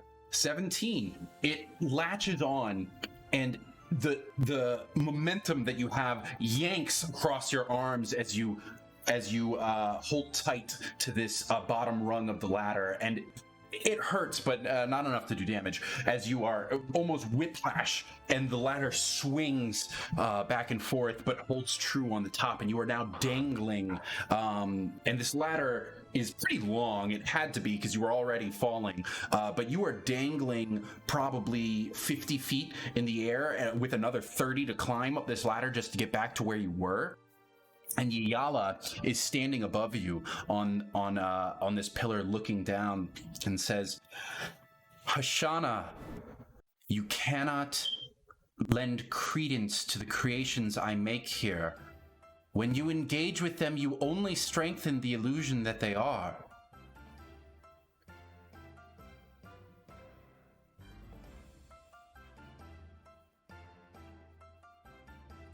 Climbing the ladder still Oh, go on. As you sit there thinking, she throws another bolt of fire at your fucking ladder. Let's see. You know what? I feel like I should. This requires an attack roll, I think. So let me. This will be the. Well, I rolled the d4 for your falling damage earlier, but other than that, this is my first d20 roll. 2 hours in, so let me roll. You know, she didn't roll that. She rolled right in the middle with a 10, but she has a bonus, and I don't think a ladder is that hard to hit. So I think she hits your ladder, which bursts into flame, which is now at the top, as you are still trying to climb up. But now there's fire, which is making its way down the ladder. What do you do? Hashanna lets go and free falls down, defeated, Okay. and pontificates over why this is happening to her. There's got to be a lesson or a reason as to why Ayala is doing this to her. So she lets go and waits for the answer to come to her head. And as you plummet 10 feet, the air is rushing past you 20 feet. It's hard to tell, but you can feel your speed gaining 30 feet. You're reaching terminal velocity. 40 feet. You've almost hit the ground as it rushes before you. And it's at this point that you see Yayala above you on the stone, and it seems she's getting closer as it shrinks down. And the sky is getting closer as it shrinks down with her in the pillar. And you collapse, not onto the hard earth below you, but into a soft, malleable surface that bends below you and straightens itself as Yayala comes down. I know.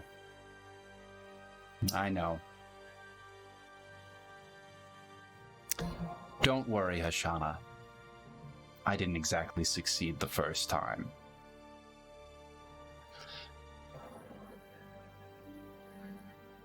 You have been very creative, you're inventive, but you're attacking the obstacles in front of you. And every time you acknowledge them, you only strengthen them.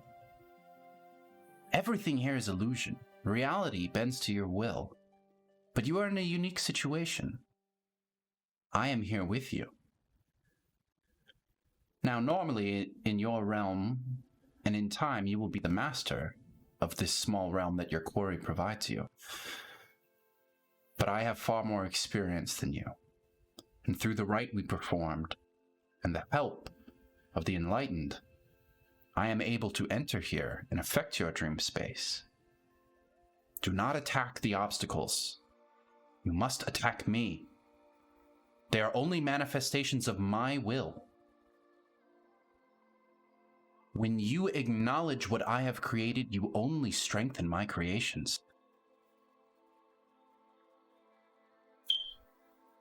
This is your realm. It's my influence that is foreign.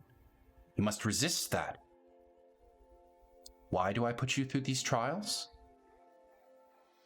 Because Dalcor is a dangerous realm, especially for the Kalashtar. It is okay. We will revisit this. For now, you have done much. No one expects you to become a master overnight.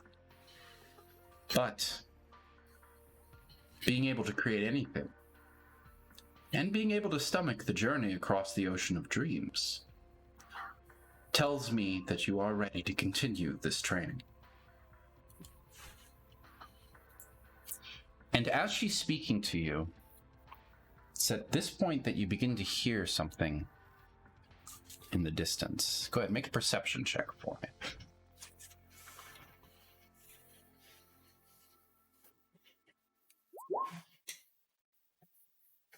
17. 17. It's far off. It's coming from a great distance, it seems. And it's muddled like some kind of echo in a cavern. But you can hear a voice cry out. And the words escape you. In fact, you don't think that there were words at all. But it is a cry of desperation, and you hear the sharp clanging sound of steel on steel shortly afterwards.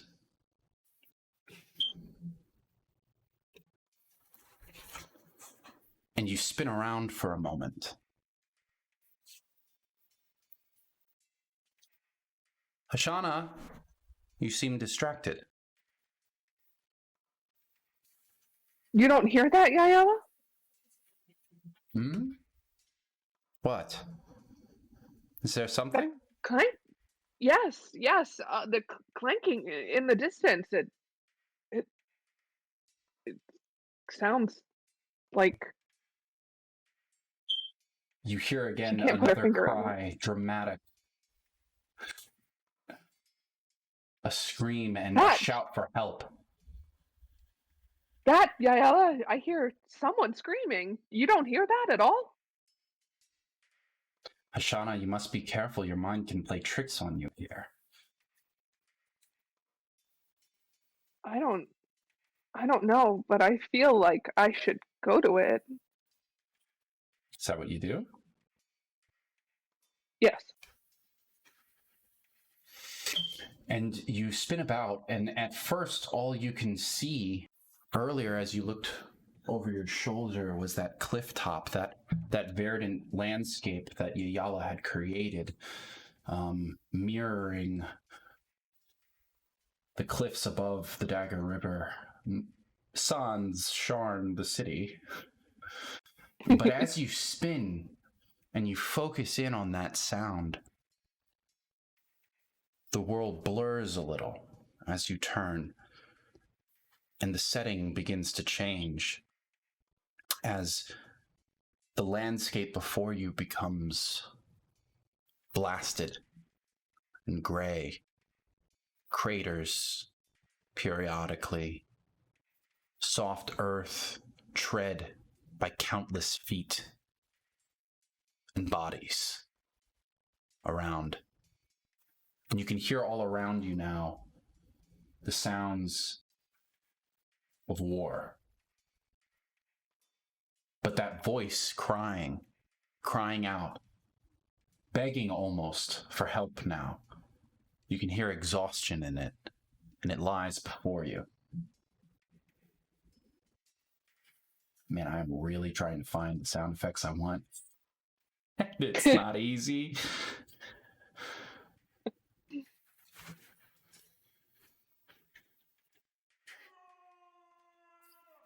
That's not what I want. You can't hear any of this, can you? I can. Really? How? I don't know. Oh, cool. Could you hear It that sounded music I was like playing a... earlier? Huh? Could you hear that music that was playing earlier when I was doing the like the ceremony and stuff? Uh-huh. Oh, it must be getting picked up by my microphone, which is not really a good thing. Pretty. But I'm glad you could hear some of it. That's a silver lining. Okay. Well, you hear shouts, but that was not the one that called you initially. You hear many shouts now around you, and there are forms, murky, shady, lacking definition around you. These spirits almost seem to attack each other in battle, but one voice rings much clearer ahead of you, and now as you approach it, it is markedly feminine. And as you get closer, climbing over the ridge of one of these sort of craters, you see a woman in breastplate, her back turned to you, her hair tied up tight and cut short, and she is beset on both sides. these creatures, not just the indeterminate shades that you saw, that you passed as you ran by frantically. These are much more colored. They have form, but no flesh. Or where the flesh is, it is rotting and falling as the skeletal figures dressed in tattered armors attack her. One brings down a hooked axe upon her, and she catches the hook between the haft and the blade with her own sword, shoves it to the side, ripping it out of the creature's hands, and chops its head off, while another one scores across her back with a mace. She grunts in pain and spins around, trying to bring up her shield, and slashes into its chest with her blade, but it only moves forward, ignoring the pain as she rips up and completely tears the thing in half, immediately falling onto one knee in exhaustion. And as she cries out, "Oh!" and turns, you see a young woman with dark hair, with features quite similar to your own. And you recognize this as your sister. And as she meets eyes with you, she meets your gaze, Lashara cries out,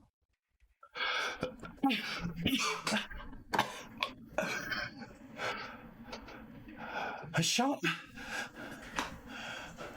what are you doing here? You have to go, you have to..." And you can see more of these forms almost coming into focus as they come from the dark, almost ethereal, unformed shape of most of the landscape around you. It seems like only the features that are near you can obtain any level of detail. And as these shades come closer, they form into more of these undead creatures, bearing symbols on their armor. And your sister begins to shakily crawl towards you. What do you do? I run to her frantically. You do. And as you rush maybe 20 feet ahead, almost having the distance, you feel a hand on your shoulder, and Yayala is beside you. She says, "Wait! I warned you, Hashanna. The idle mind can create terrible things in this realm. It is only a figment. Your fears can become manifested if you do not discipline your mind. I know that you want to help Hashanna, but to do so would only give the illusion credence. You have to dismiss it from your thoughts, and it will be so."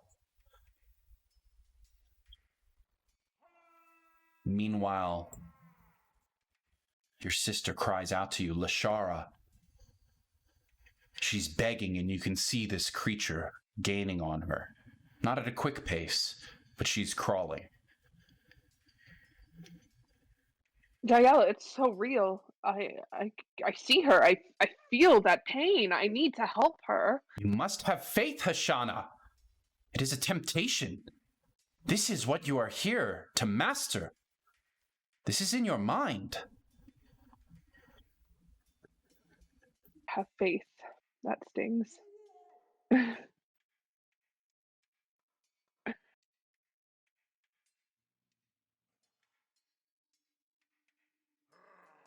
What do you do? Hashanna thinks, and as much as it pains her, she turns her back on her sister and looks at Yayala for guidance. Yayala, I must bend my dream to save my sister. This must go away. How do we make it go away? Like the paths you laid upon those pillars, to engage with it would only be to strengthen it. You must dispel it. It is not real. to help her would only be to acknowledge that she's here and needs your help. It's an illusion. An illusion. And though you have turned away from the scene, you can still hear her cries behind you. Hashanna! Please!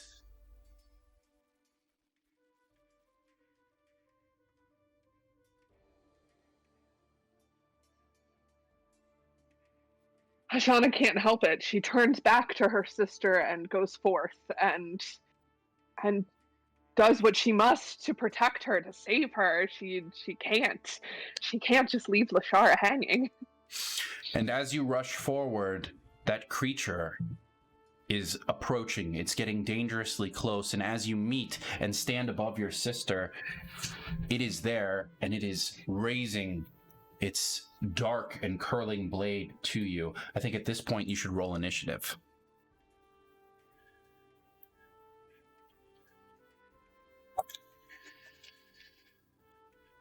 Is that a saving throw? No. Initiative, you're going to see on the... if you're seeing your saving throws, you're on the right page. Look in the kind of... where is it? It's in the middle of the screen, to the right of the skills. Oh, there it is. There you go. Okay. An initiative of 6. Unfortunately, as you rush forward, the creature makes it there first, and it brings its blade down, stabbing into your sister's leg and pulling her back, dragging her 3 feet back, her whole form as she cries out in pain before you can even make it there. Oh. However, it is your turn. As the thing seems bent over her and preoccupied.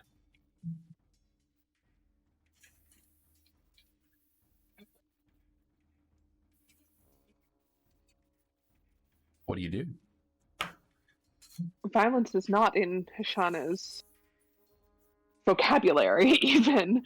So attacking this creature doesn't seem like the likely thing to do. However, in order to save her sister, she knows she must battle this creature as well. So, mustering from her memory of her sister's training, she imagines the armor and the weapons that Lashara uses and duplicates it in her brain, in her dream, in her current state. So, changing your appearance is simple enough. And if it makes you more confident, you can appear to have any armor you wish in this world. But creating its reality and simulating its proficiencies would be quite difficult. Now, you can try, but you may not get, depending on what happens, you might not gain the effects of heavy armor, for example. But you can try. Sure. So give me one of those charisma checks.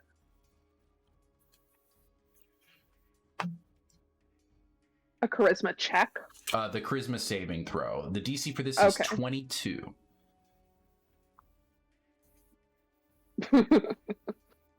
You're able to summon forth, with an 8, with a saving throw of 8, you are able to exert your will to change your appearance and to summon weapons into your hand and to summon armor onto your body, but they are illusions. They may make you feel more prepared, but they do not change your statistics. Mustering all of her rage, she still continues towards the creature, and instead of plunging her sword into this creature, she tries to beat it with her fist. Which is fine, by the way. Like anyone who has studied at the Gathering Light as you have for years, while it may not have been your favored teacher, you learned martial arts from Selkatari, just like your sister did. Just you didn't stick with those lessons nearly as long as she did. You're maybe not as good as she is, but you can throw a punch. You have been trained, and you can do so now by rolling an attack. Actually, there's under actions. There's just an unarmed strike, so you can use that.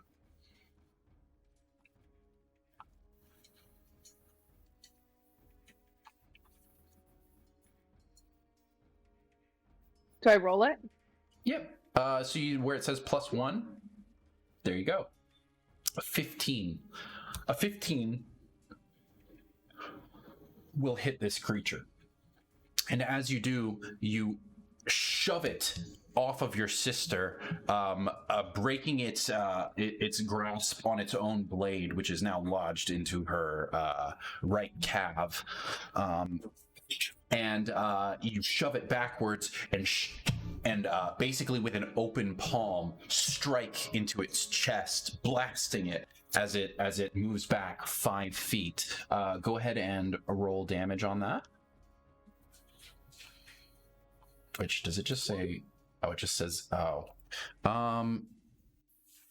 the purpose of this moment in your dream, we're going to ignore the unarmed strike rules at the moment, and you may roll a d4 and add your charisma modifier to damage. I do that. You can, there are 2 ways you can just roll a d4 and just do like a custom roll like this. On the D&D Beyond page, maybe that's easiest. Look to the lower left corner where you see that picture of a polyhedron, and then click d4. That automatically just does 1, so just hit roll. And then we'll just add the 3 ourselves. You have a +3 to charisma, right? Yeah, yes you do. Sure, so 3 + 3, 6 damage as you blast this creature back. And it does fall back. And it staggers. But it shows no recognition of pain. And while you may have heard the cracking of one of its ribs when you did so, which were exposed, it rises again slowly to meet you. And you can hear Yayala calling behind you. Do not engage with it, Hashanna. It will only become more powerful if you do. Look at this. We are in a war zone. We cannot fight them all. And as you look back to hear her voice, you can see that there are more shades approaching her as well now. And she wields that staff that you saw before that looked like ivory or opalescent material. And she begins to spin it around her as she cracks at one of these figures, which to you from this distance doesn't even seem to have form, but it's a murky, shady outline.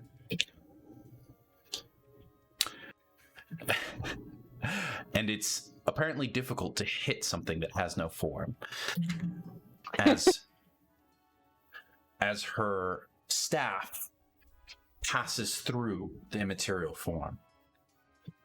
You see, Hashanna, it's futile to fight something that is not real. My sister. I have to save her.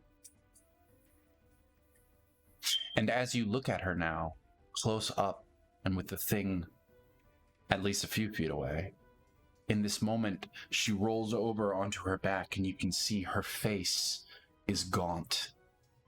The skin is desiccated and tight. And there is exhaustion in her voice.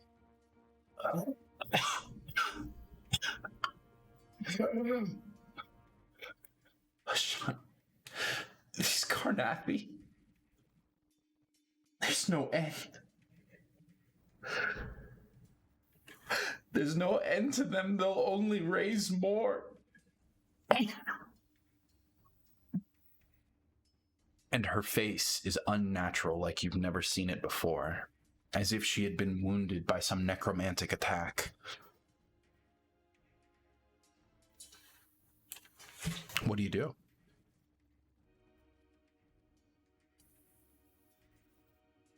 I kneel beside her and try to protect her. I embrace her body and trace my hands around her face, trying to recognize it.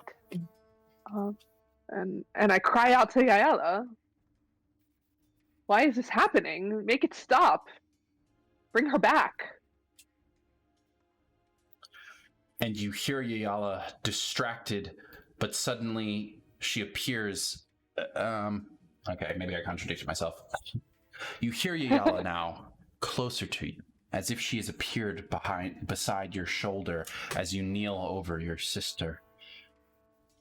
And she says, Hashanna, contain yourself. How will you lead us to Ilyana if you cannot master your own fears? And there's a look. As you look up into her eyes, there's anger as she says this. And then confusion?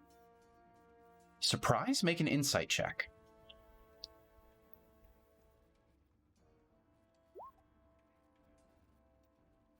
18. Something is wrong here.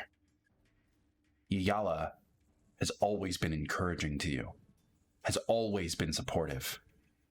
Even in a moment like this, she's your guide. And even she looks surprised. And she says, I'm sorry. I don't know why I said that. Yes, Hashanna, I will help you. This is out of hand. And she closes her eyes for a second and raises her hand to dispel the illusions before you. And you can still feel your sister in your arms. You can hear the blades behind you, and you can see that creature slowly gaining its footing again, just a few feet off. And Yayala opens her eyes and says, Hashanna, this is not part of your trial. I don't know what is causing this, but I cannot stop it.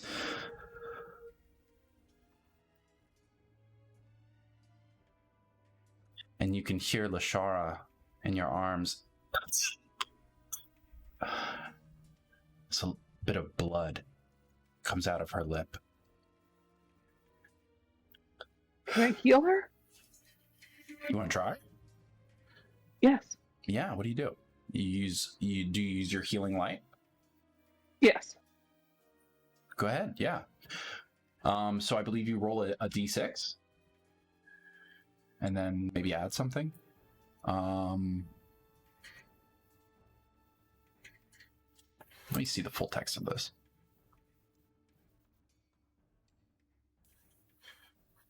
Oh, yeah, you just roll a d6. There's no modifier to it. Oh, or more. You have 3 of these things. You can choose how many to spend. So you heal for 4 points. I did 1. And the energy passes into her. And she looks up at you, expecting, as you can see, this sort of glowing light from the palm of your hand that's on her chest now. She's expecting that relief. But nothing happens. And blood continues to drip from her mouth. She says, Hashanna, I think it's too late for that. And her eyes begin to close. Oh. No. Stay with me. Stay with me, Lashara. She becomes unresponsive. Oh. And it's at this point that you feel something. Something that you have never felt before. Not just eyes on your back, but eyes in your mind, as if someone is with you. The sky darkens and rain begins to fall. As I adjust my soundtrack, I think I have something that's fit for this. rain begins to pour down, destroying the already muddy terrain around you as the clouds gather. And this only mirrors the presence you feel in your mind. The voice that you hear, voice is not even the right term. What you feel in your mind is an emotion. What you feel is not triumph for yourself. Hold on, I'm trying to adjust this. There we go. Does not feel like your triumph. Feels like this other thing's, this dark presence's triumph, as it mocks you. And you can hear this bizarre, rasping laughter in your mind. And as you spin around and look, you can see more of these shades gathering around you. But what concerns you is the shaking of your sister's body in your arms. And as she convulses, the gurgling gradually transforms into that mocking laughter you can hear in your head. And her eyes open. They shine bright blue, and with them open another, and another, and another, and another. A mass blood-red eyes that open on her forehead. Maybe 8, maybe a dozen of these. And she's laughing at you. And it's not through words, but it's through thoughts and images. But your brain sort of translates. And you hear this voice. Hashanna. Hashanna couldn't save her sister. As your sister slowly rises and stands before you, transformed. Iyala behind you backs up. Hashanna, that is not your sister. And this has gotten out of control. And that is a quori, Hashanna.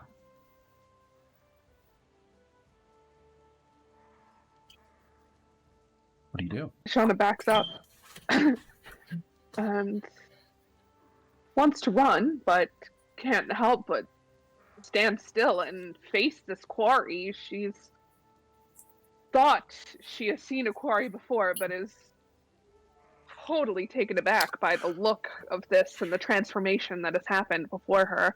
And instead of letting out an agonizing scream, which is what she wants to do, she just screams for her sister, Lashara! Lashara! Come back! Come back!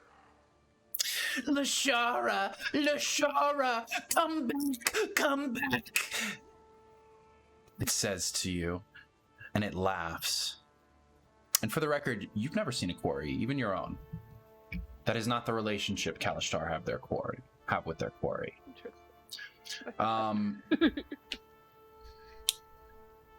And she begins to transform as she mocks you. And the armor falls away. Or the armor begins to condense to the center, transforming from steel to a black, almost chitinous, insectoid carapace that stretches from the chest down to the belly. The arms begin to transform red. The face, the hair falls away as it fills into this round thing. The legs seemingly merge into an almost serpent-like body with this chitinous material down the center. Red scaled skin, and the hands become these pincers. The body results ultimately in this stinging tail at the back. And as it rises before you, your sister is long gone. And what you see before you looks something like that. Oh my god. That's terrible. Vestigial arms around its center, like some kind of centipede thing with these pincers, these dark black, hard pincers on either side. And it laughs at you.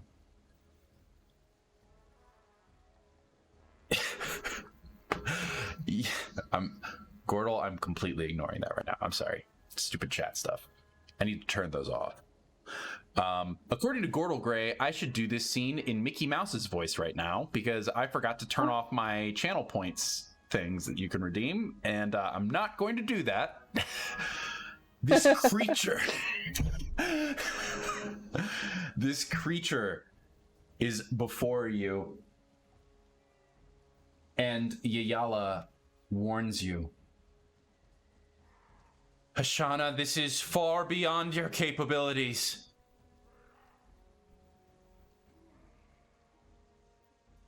I don't think it is at all, Yayala.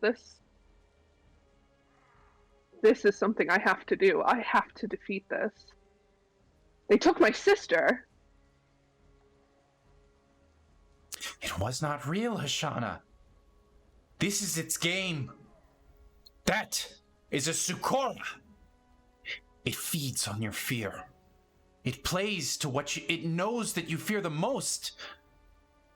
Your sister went to war and you stayed here. This imagery, it is not new. It took it from your own mind.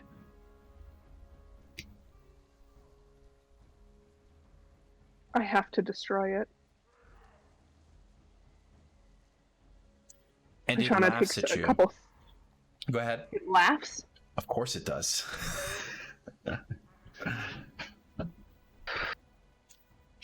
Hashanna takes a couple steps back and gains some confidence. Good.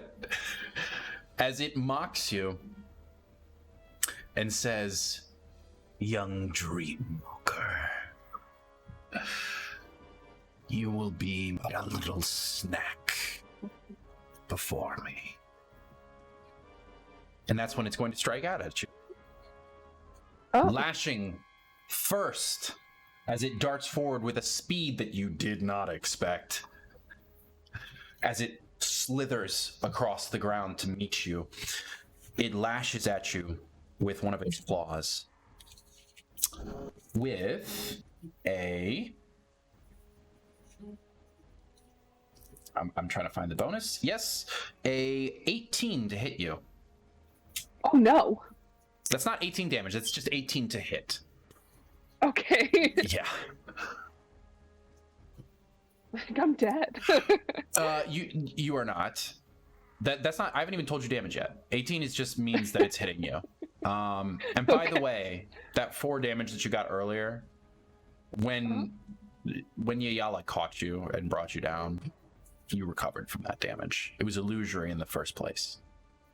So I'm back to 15. You have 15 health right now, but 18 definitely hits you, and he hits you for.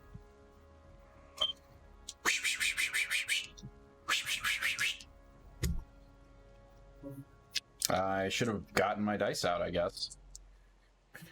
He hits you for... Oh, lucky you. He hits you for 3 psychic damage. Which, as a Kalashtar, you are resistant to. So 3 halved... I think I'm going to call that 2. So we have to round. So you take 2 points of psychic damage.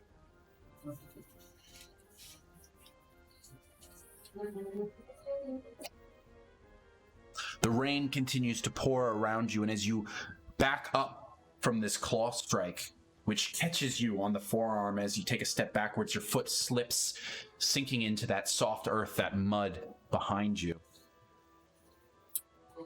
And it's at this point that he begins to bring that tail up from around his body, and it poses itself ready to strike. And it comes down, but it's at this point that Yayala steps between you and it, and he makes his strike.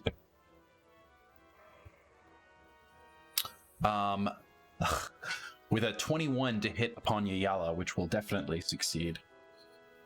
Ooh. Less fortunate.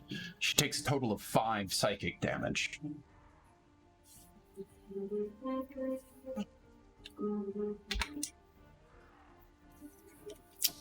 As she steps back and... Okay. She steps back. Hold on, let me roll that one time. Yeah. With the stinger, after it lands just above her knee into her thigh, she steps backwards and says, Hashanna, if we're going to do this, we must work together. This is the danger I warned you about. This is the dreaming dark. If we are to take it, we must do so together. Come! And she will make 2 strikes. Well, yes, 2 strikes against it with her quarterstaff. The first is caught by its tail as it brings it up, in meeting the staff and stopping it. The second lands true quite successfully.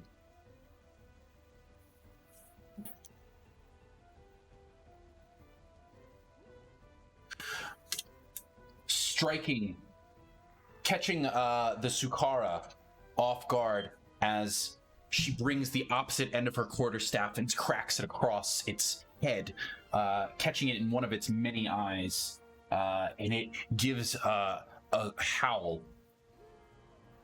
in pain. It is your turn, Hashanna. I think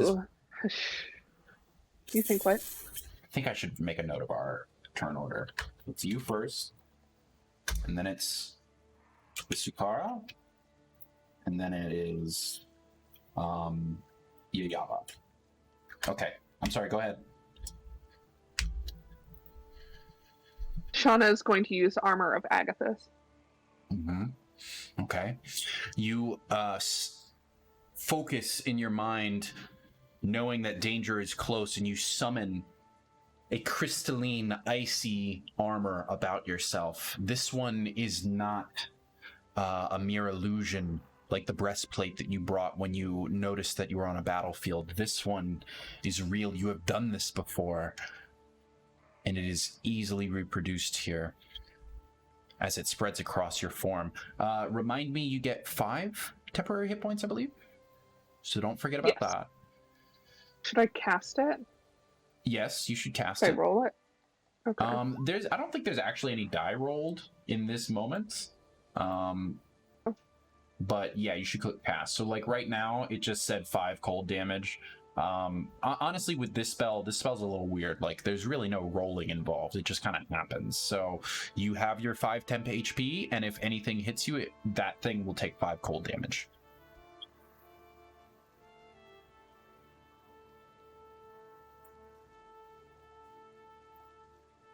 Okay. Okay, that is your action. I would like to let you know, now that we are in the midst of this combat, that this dreamscape can still be manipulated, as you were doing earlier. As a bonus action, you can attempt to manipulate the world around you. Is there anything you'd like to do with your bonus action? I feel like yes, but I'm drawing a blank. I am going to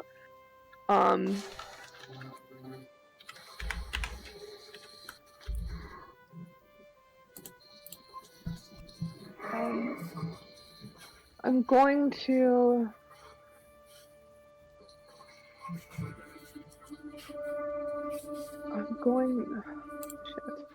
shit.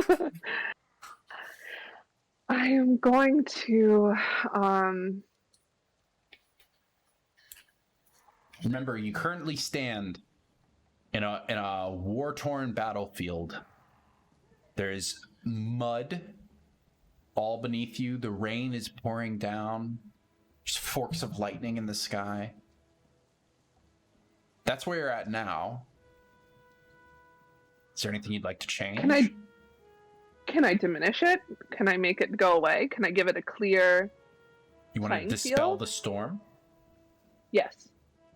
Sure. Give me a charisma saving throw.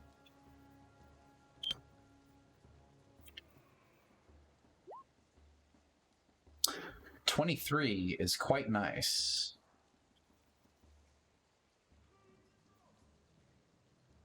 However, you are remarkably beat by the Sukora, as this is now a contested check, and you rolled a natural 18 on the die for a 24 total, which means that this muddy terrain and storm that it has summoned into your dream space remains. You can feel its will contested against yours as you try to dispel these things around you.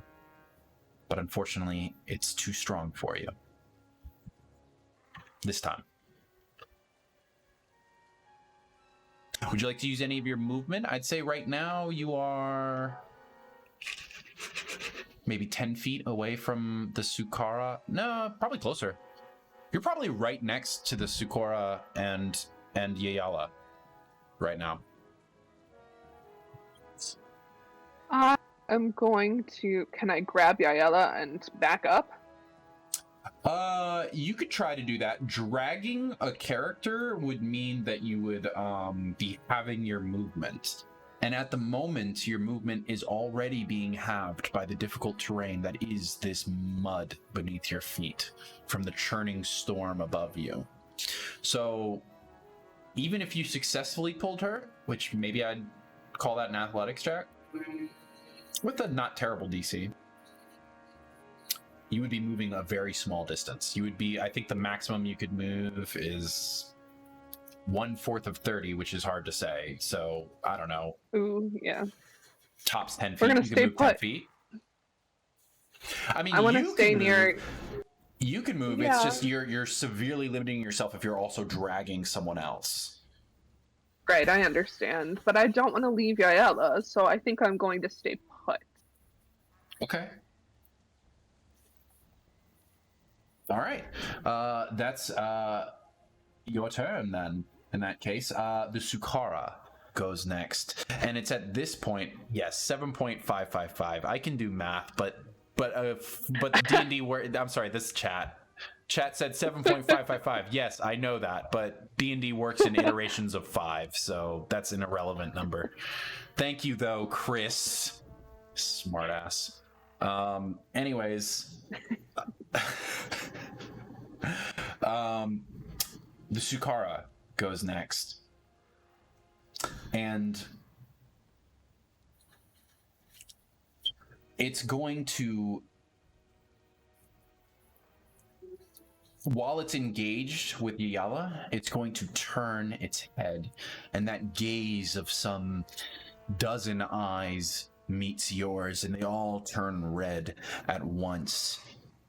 And from its lips you can hear again the voice of your sister. Hashanna!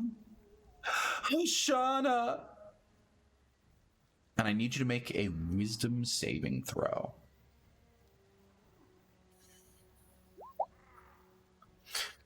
That's a 13. As a Kalashtar, you have advantage on these, just so you know. Which is really dope.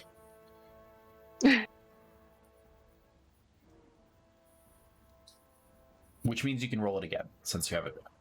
Oh. Yeah, okay, all right. Yeah.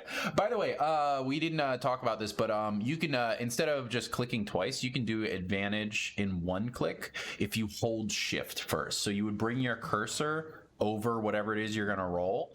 And then now don't do that now because you've already rolled 1. So if you roll advantage now, then we will have rolled 3 times, which is incorrect. We're only rolling twice, right? So at this point, roll a regular one. But in the future, if I say advantage, you can do that in a single click by just holding shift and then clicking on the icon. Okay, thanks. No worries. Ooh, okay. So advantage means that you don't get the natural 1 for a total of 4. It means that you take the 13. But unfortunately, 13 is not high enough. As this mocking voice comes from the creature's lips, speaking with Lashara's tone, that image of her destroyed and drained face and the blood coming out is too much before your mind, and you are terrified of what this thing is doing in your mind right now. You are now frightened. A frightened creature can only spend its movement to get further from the source of its fear. As long as you can see this Sukara, which you are now terrified of, you must move away from it. You have disadvantage on any attacks on it. Now, if you can get away from it, you can try your saving throw again to end the frightened condition. Does that all make sense? So, it turns to you, speaks in that voice, terrifies you, and then it lashes out again at Yayala. This time less successfully as she meets it with her staff, stopping its claws as it attempts to come down. She then tries to strike back. Once with her staff, stopped again by its tail, and then she not drops it, but she takes one hand off and tries to hit it in its chest, which is successful for 6 damage. It is your turn once more. You are now frightened. And as long as you can see this thing's image, you must use your movement to get further away from it. Okay. But I can cast a spell first, right? You can still cast spells. I will notify you that at this point, those shades that are on the edges of the battlefield are returning. 2 of these skeletal creatures shamble up towards you. That's just for reference. You can still do your turn. It's still your turn. But you should know that they're there.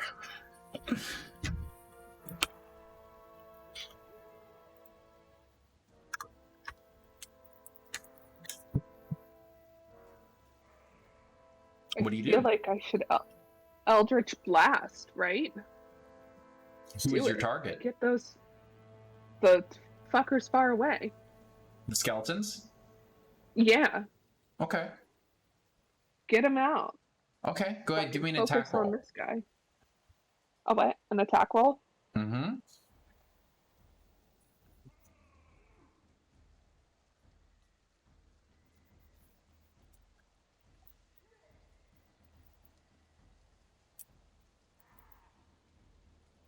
Where's my attack roll? So you would you can go to actions because Eldritch Blast is there, or you can go to spells. Either way. And if you're on the actions tab, then you would click the first box that says +5. Gotcha. Boop. Ooh, with a natural 1 to hit for a total of 6. Unfortunately, their arrival as they sort of materialize and take form catches you 2 off guard, and in your fear, spinning away, your frantic, desperate need to escape from this creature behind you now. You are too shaken, and your hands are literally shaking as it blasts wide, flying over this thing's shoulder.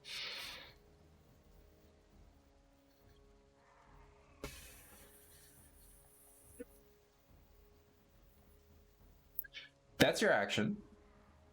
Do you have a bonus action? I do. I can hex. You can. I'm going to hex the quori. Absolutely. And there's no roll for that, right? Go ahead, click on display in VTT. There's no roll for that. It just happens, I'm pretty sure. You just hex them, I think. Yeah. Yeah, I just hex. Go ahead and click on, so you would go to the spell, click on it, and then a description will pop up, and then in the top right corner of that is, I mean, I can actually do it, but for reference, I'll read it here.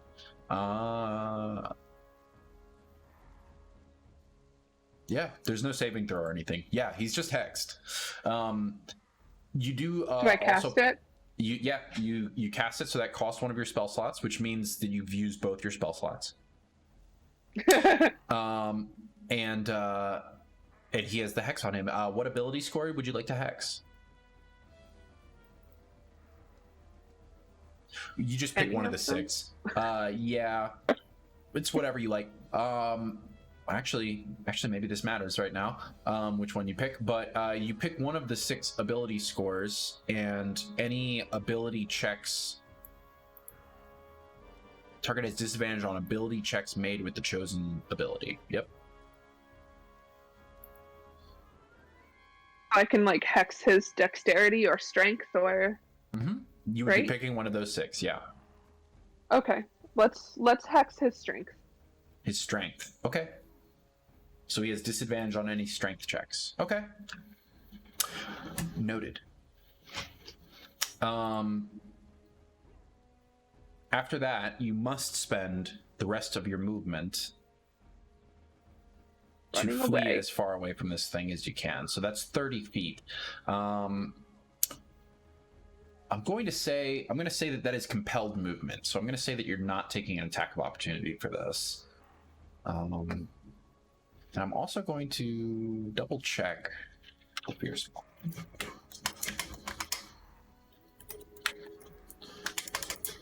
Okay. So I believe just after you is the Sukara.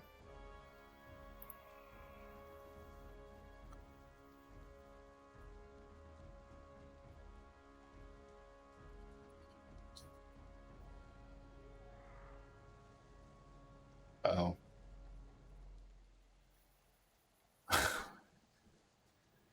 Okay. Well, I've already ruled the fear spell incorrectly, so instead we'll look at the frightened condition, which is what I was assumed fear did. Fear is actually worse than that. So lucky you that I did fear wrong. I thought it just caused you to be frightened.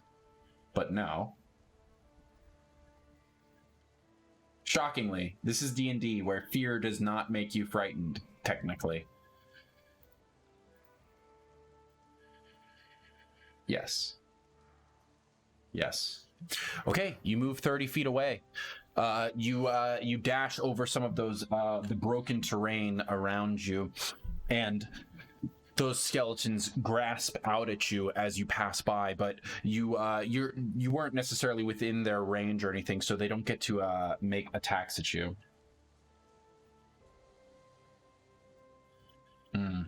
Okay, so I kind of combined the two in my mind.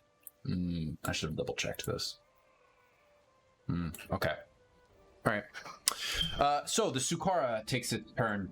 It strikes.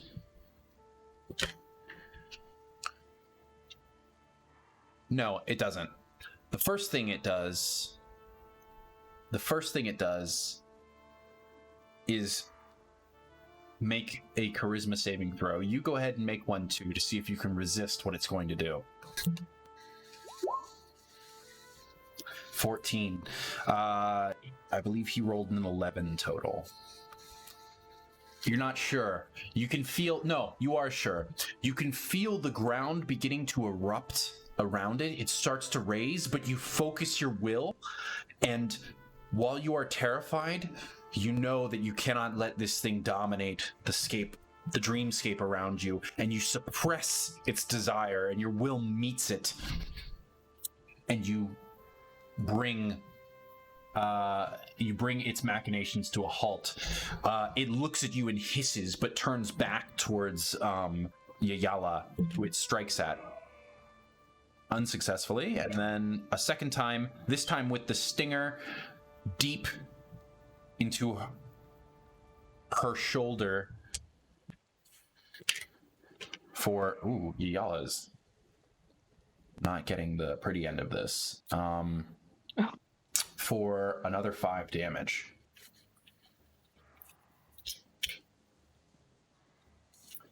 Now, it is her turn. What will she do? She will, again, try to separate herself, unsuccessfully. Locked into battle with the Sukara, she will bring her quarterstaff to bear once more, unsuccessfully. And then a final time, I believe she can only use a D4 for this, hitting it for 3 damage.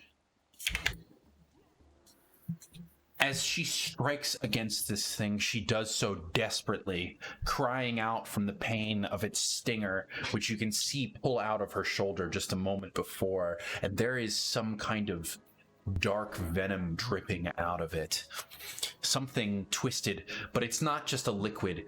It looks like dripping, and then it turns to a smoke that drips out, and you can see that same darkness leaking from the wound in her shoulder now as she clutches her arm.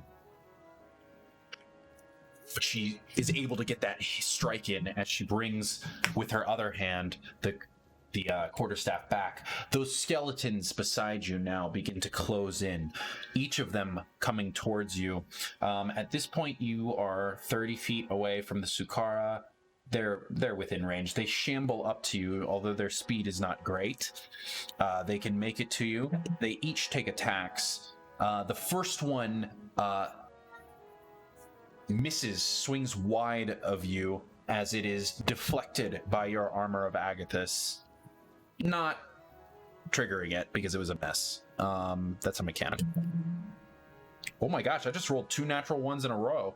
These skeletons suck, which is fine because they're skeletons. They're supposed to suck. They have like no brains or muscles even. So yeah, these things just clatter against you and they're slow and clumsy and you're able to jump away from them. And it is back to your turn.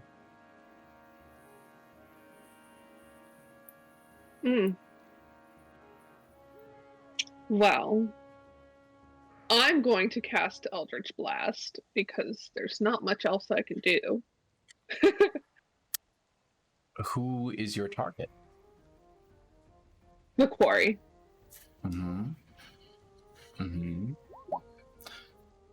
Now, I believe that you must roll this attack at disadvantage right now because of your frightened condition. Let me, Oh. No.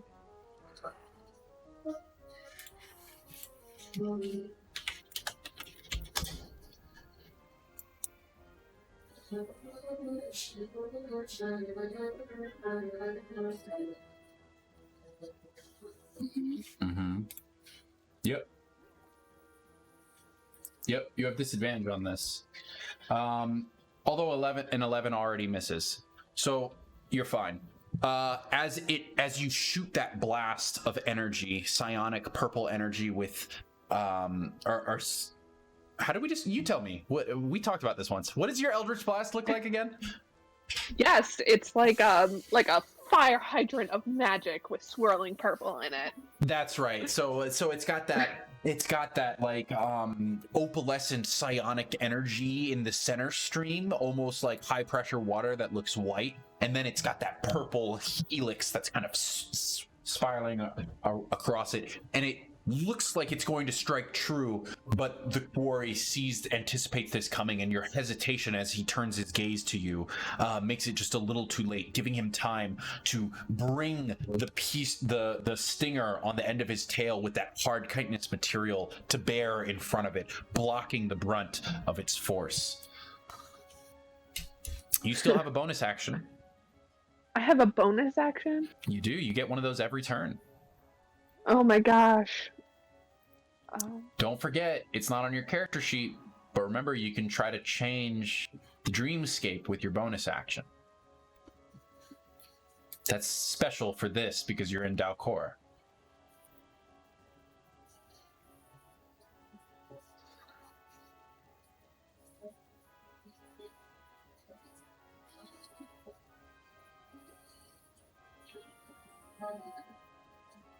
Because I can bend reality, can I make myself like Alice in Wonderland and make myself bigger than the quori?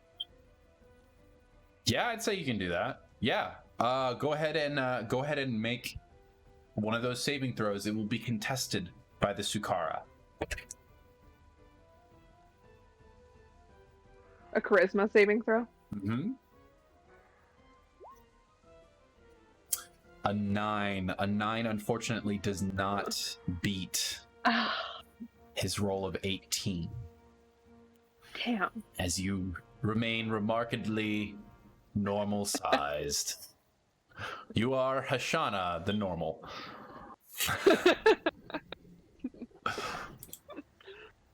Don't forget that if you want to end this fear condition, you have to get away. You have to break away from this thing. You can't be able to see it anymore. I'm just going to remind you of that for on your next turn. Like run away, or what do you mean? You need to break line of sight, as in you need to, like, as long as you're terrified of this thing, so as long as you can see this thing, the fear is still within you. To get over your fear, you need to get away from it, and getting away from it means breaking line of sight. Like, gotcha. You can't get over your fear of it until you can at least get out of your vision for a minute and regather yourself, right? So don't forget. Yeah. You're going to remain afraid until you do that. And right now, you're in a really flat battlefield that's churned up with mud and craters. A little bit hard to break a line of sight right now. So just keep that in mind. Okay.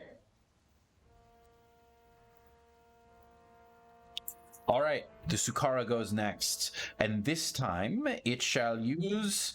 Oh my gosh, okay, it definitely fails what it tried to do there, and then it's going to ignore Yayala in this moment. No, it's not. No, it's not. No, it's going to continue. Yeah. It's going to continue with 1 success with its claws, and another success with its stinger, as it...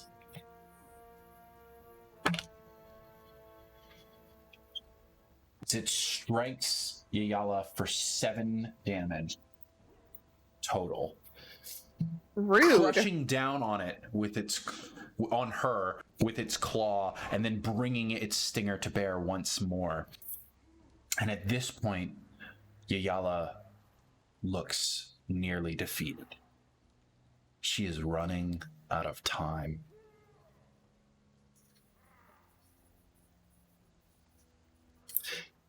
It is her turn next. She desperately tries to manipulate the dreamscape. Unsuccessfully. I should really stop rolling dice. I should just say what I want to happen.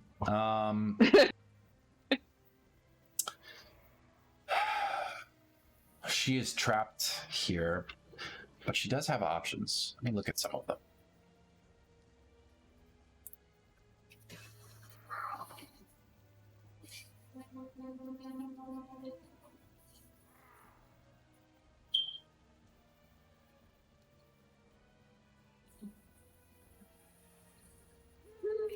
She will try to...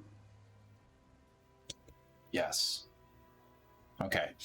So she will strike at the Sukara unsuccessfully, but she will then use a key point to activate her flurry of blows, striking once more, successfully this time for 5 damage, and then replacing her final blow and touching herself as a glowing energy comes out of her palm, and she recovers 4 hit points. There you go. That's what she does. Getting somewhere. Getting somewhere.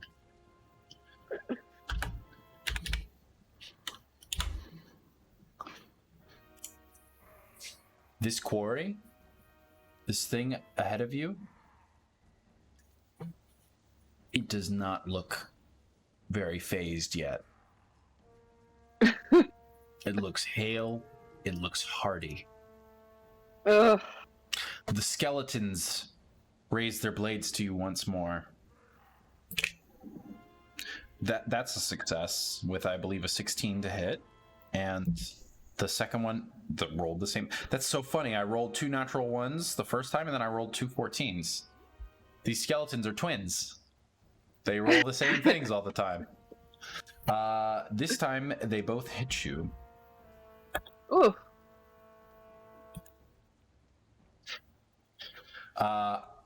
For 8 psychic damage, reduced to 4 since you are at Kalashtar. How much health do you have?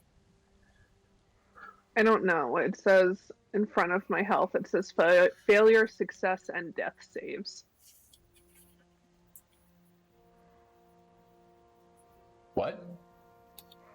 That's what it says. With a little cross-eyed, like, X'd out face. Is that are you describing that you're unconscious right now? I think so. Is that what you're describing? Yeah, I don't remember know. if the interface changes when you get to 0. So I'm gonna test that real quick. Yeah, you're unconscious. Yeah. Did you enter that? Wait, was it like that before? Yeah, it was like that before. I just didn't say you went anything. unconscious. Catherine, come on. You gotta tell me when you go unconscious. Okay, that's okay. No big deal. It's all right. We're learning. That's okay.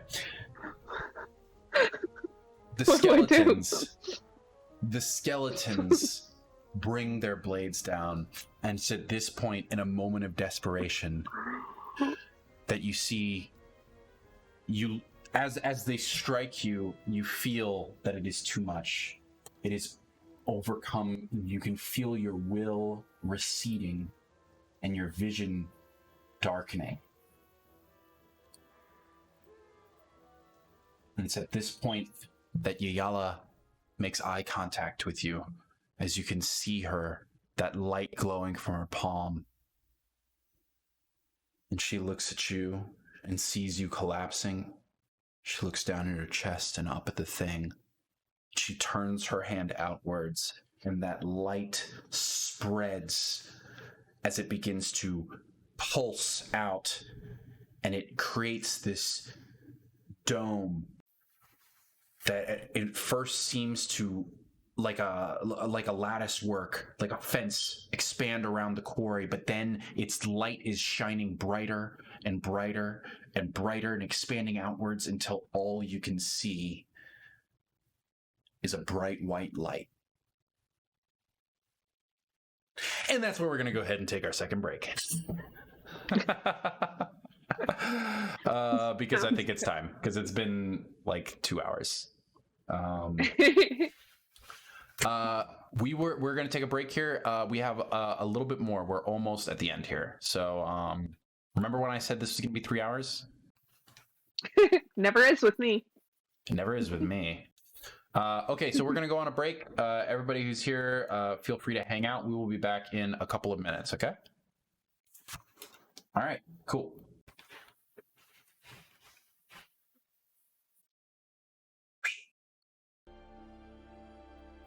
Okay. We return. The psychic battle that is happening within your own pocket dimension of the Dalcor plane comes to a sudden conclusion as bright white light washes across the battlefield, encompassing your vision. And in that moment, there is no detail. There is nothing to see. Luckily, I suppose that means that your fear of the Sukara dissipates. But you can still feel that presence in your mind, that dark, terrorizing presence without sight. But something reaches out. Something reaches out within you and begins to fight against that, push back against it. And it's nothing that you can see. There's no material form. It's all happening in your head, but you're very sensitive to these feelings within you. And there's a warmth to this force that rises up. And it pushes that darkness back just enough, and it seems to form around you and contain you, and there's this sensation of being drawn away rapidly now. The movement it's almost as if you can hear the wind rushing past you as you're extended and drawn out, and the lights, the white light fades. You return. Your eyes flutter open in the temple of Ilyana,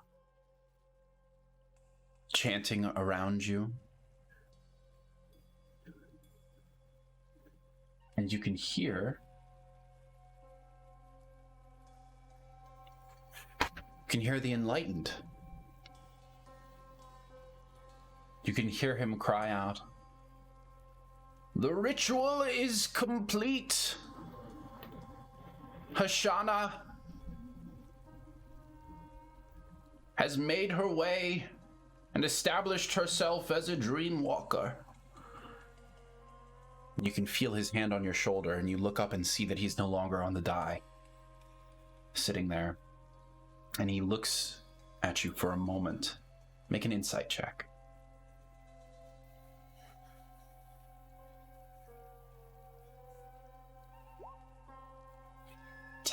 10.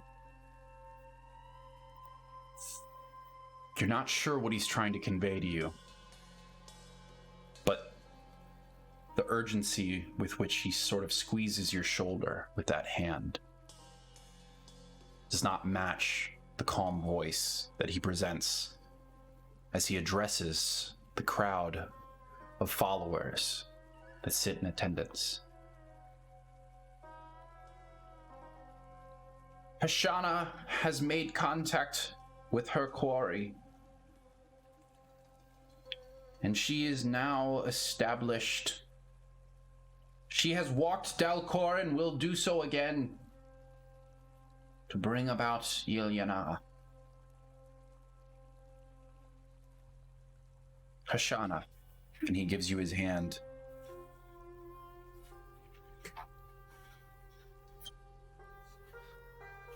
Reaches it out to you. You're still kneeling in front of that fountain.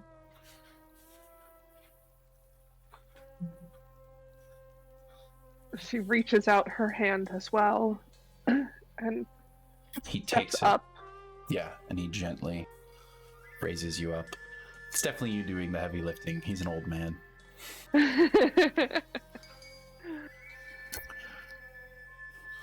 I don't understand. I don't feel as if I was successful. You have returned from the plane of dreams, and that is success. Yayala will remain in communion with your quori spirit. He turns to the crowd. The Rite of Bonding is complete. She has made her contact, and her quori brought her back to the material plane. Behold, the atavist Hashanna. And the people there bow, most of them kneeling. There are those in the courtyard who are standing watching as they kind of compete to peek through the doorway to the shrine. But those inside are kneeling, and they bow and supplicate. And the mantra begins again for a while. And as the chanting goes on, make a perception check.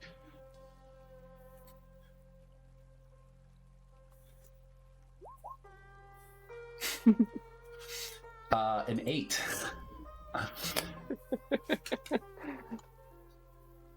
An 8 tells you that woman in the back who was speaking to Yayala earlier is looking about a little confused. And an 8 will also tell you that Yayala remains sitting on the other side of the fountain, kneeling, her hands in her lap, her eyes closed. She stays there. The enlightened says, "The priests of the temple must confer with the new Dreamwalker. Please, I thank you all for your attendance, but the ceremony is over." And many of them rise. There's applause for you as you stand there.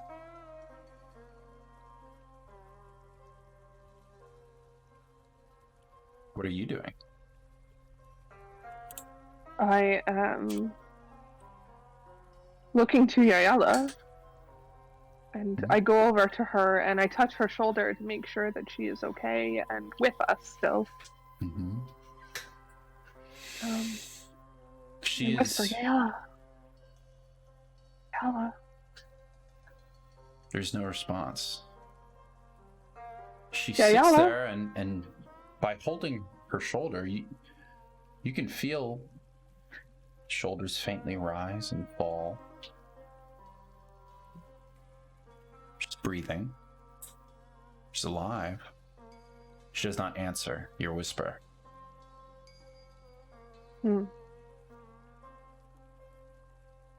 So I go over to the enlightened and I ask them, what have I done to Yayala? Mm-hmm. And as the rest of the followers of the church begin to make their way out, those that you know, the priests here, stay behind. Anamelk, Selkatari, and the enlightened Havakad. And Havakad, standing on the platform with you as the other two come forward, says, "What happened? What did you see?" It was horrible. I saw my sister. I saw the quori. I saw skeletons in the dreaming dark and indescribable things. I can't. I have to. It was so horrible. Kalashtar came to you in the dream? They did, I think.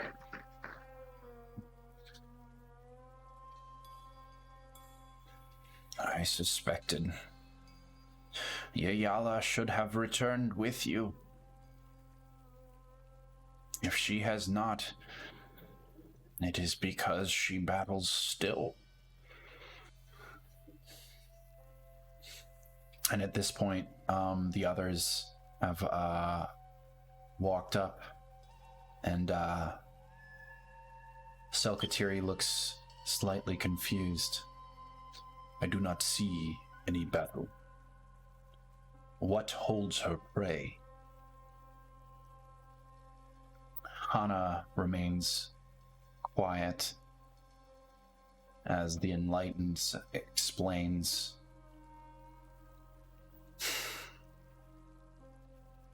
"I foresaw that there was danger in your trial, Hashanna. An atavist among the Kalarak is rare to begin with. Only they may walk through the dreams. Your mentor, Yayala, was very gifted in this. But your spirit is unlike hers. A Kalarak of a forgotten line. We thought long dead. And why? The line of Teratai, the Kalarak, were destroyed by Ilashtavar, the Dark, eons ago, in the Sundering. It seems that they hunt still for any who bear his lineage.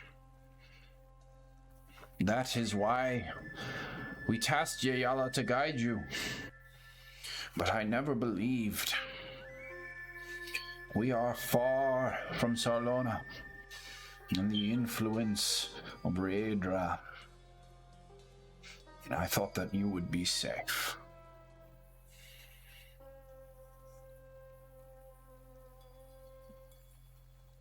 Yael is not safe, and nor do I think I am.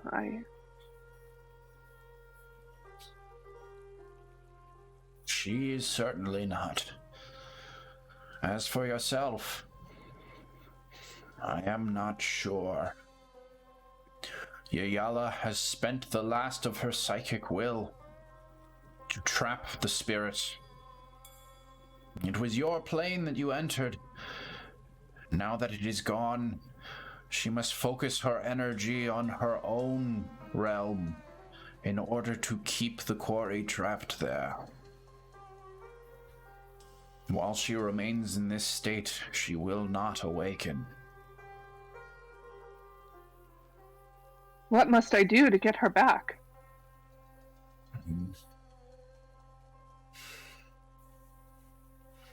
On this plane, there is little. The quori is not a material being.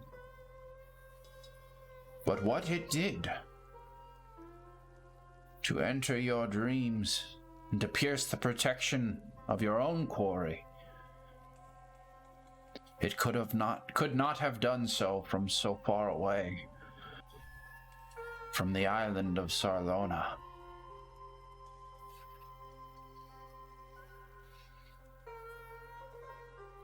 I believe this spirit must have a vessel here in Sharn, an anchor that holds it as the Kalashtar do.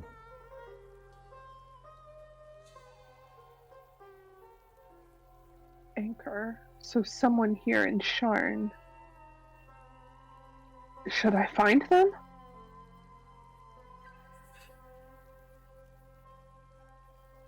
I believe we must stay in meditation. That is how we enact Ilyana. That is the path of light.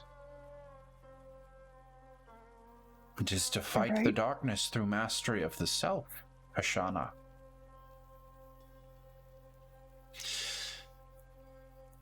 You're right. You're right. I must stay on the path of light.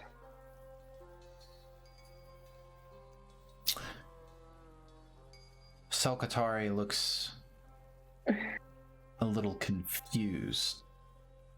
Hannah leans in and whispers to him a little. He says, "If this is a battlefield, we cannot stay still. The enemy will only strike twice as hard, and again. If he is seeking you, he has peered within your dreams. He will find you again. The only thing stopping that is Yayala's sacrifice. If you do not find his anchor, it will only be a matter of time before her will gives out." How do I find this anchor? How do I know?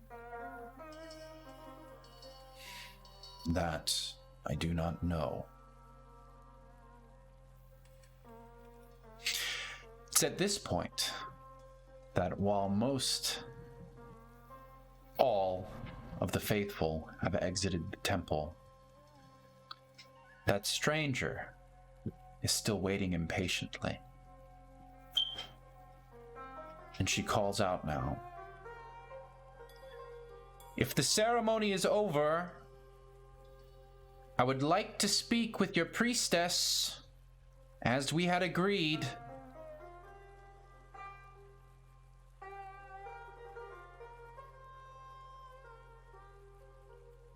Shauna goes towards the stranger and says, "You will speak to me."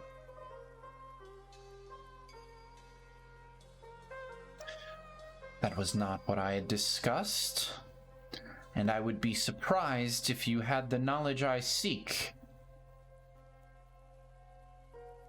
Is there some reason I cannot deal with Yayela, as I have in the past?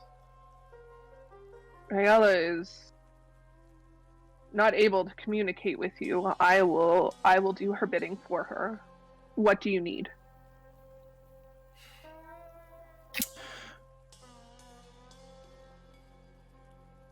She looks at you and hesitates for a moment, then reaches into her pocket and pulls something out she holds in her hand, fist closed at first. I came to Yayela to ask her about this. And she opens up her palm, and there's a crystal within it. It's small, maybe the length of your thumbnail. And it's dull gray in color, but as the light catches it just a little, there is a flash of this amber vein running through the center of it. Do you know what this is, girl? Do I know what that is? You can make an Arcana check.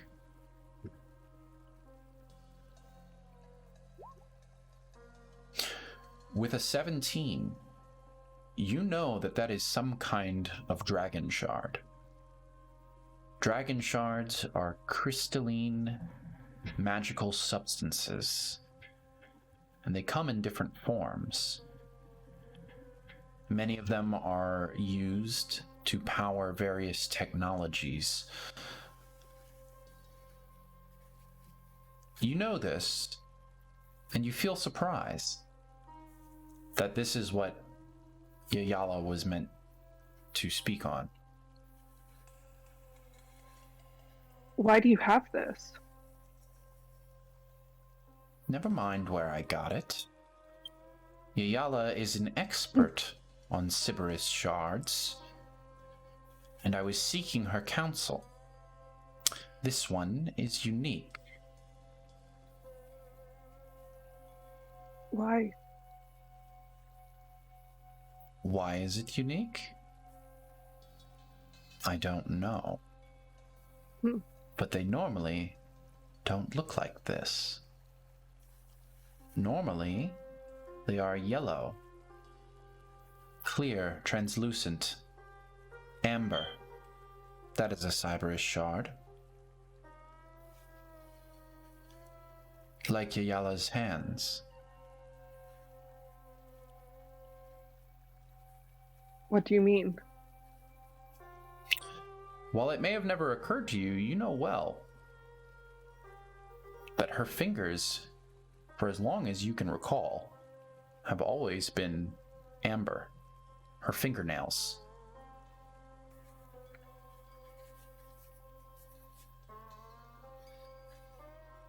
It is well known that a Sybaris shard can enhance psionic powers. The Kalashtar are specialists in these. Yayela is the only one I know in this temple who utilized this. Well, she is my mentor. Perhaps I can use it. I was not planning to give you this, she says, palming it once more. I need help identifying it first. Without understanding its effects, I would not recommend using it for yourself.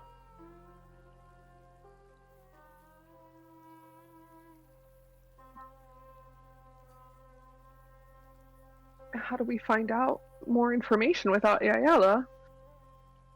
There has to be a way, right?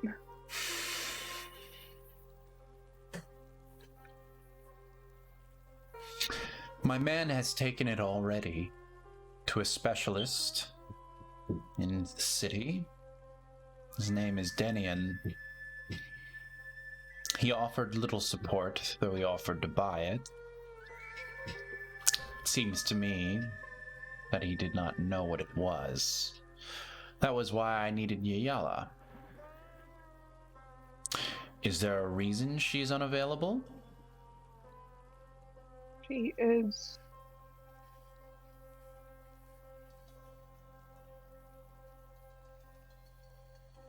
Hashanna doesn't know what to say.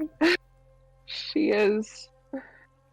At this point, Hana will come up and step beside you. And she'll lean in and whisper, "Be careful what you say, dear. You are speaking with Counselor Tavin."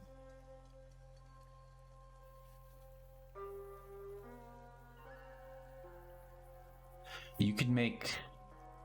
You don't need a history check. Counselor Tavin represents your district.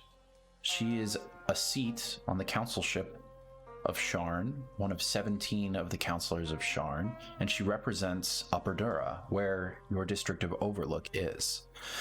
She is your local elected official and an influential member of the community.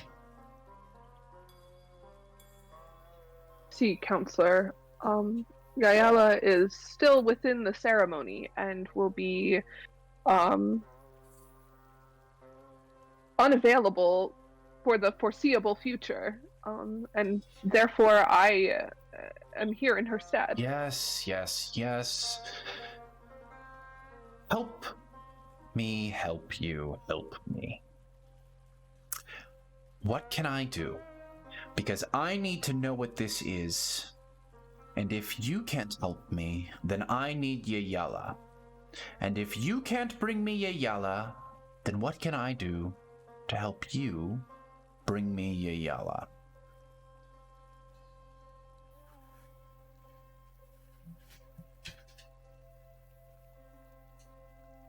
That's a great point.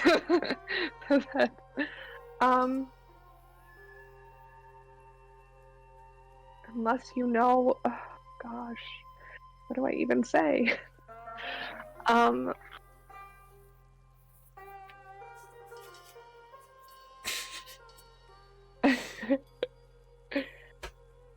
Hashanna is a little bit starstruck. Yeah, a little bit. She's a lot of things. She is exhausted from what happened. Yeah, totally. And dumbfounded and confused and helpless. It sounds like. It feels like. You feel weak. You are not Yes. yourself right now. And while the damages you sustained in the dream were not real, they took a severe mental toll on you. I don't think the actual number matters, but you are not at full health right now. You are not at your full capacities right now. You feel mentally the wounds of what happened in your dream.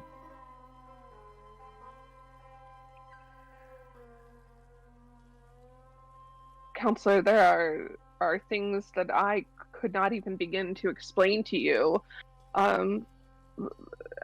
And I'm not even sure how you could help me help you. But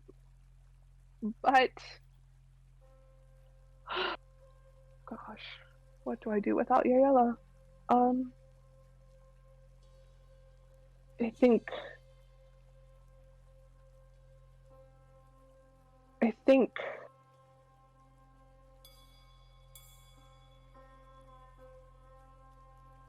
I think if you leave the stone with me, I will be able to help you.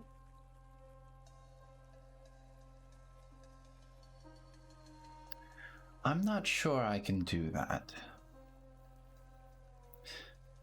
This is a sample, and I was supposed to have a package of more incoming. A shard this small, well, Certainly not useless. Good for study, but it's not nearly large enough for practical application.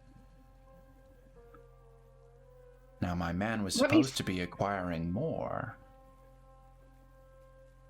but he's gone missing.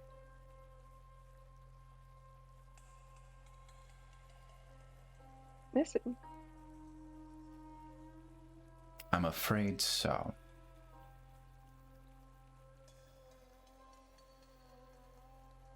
Huh.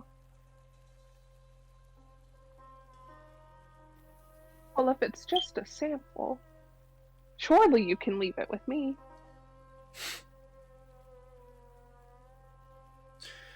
You can examine it.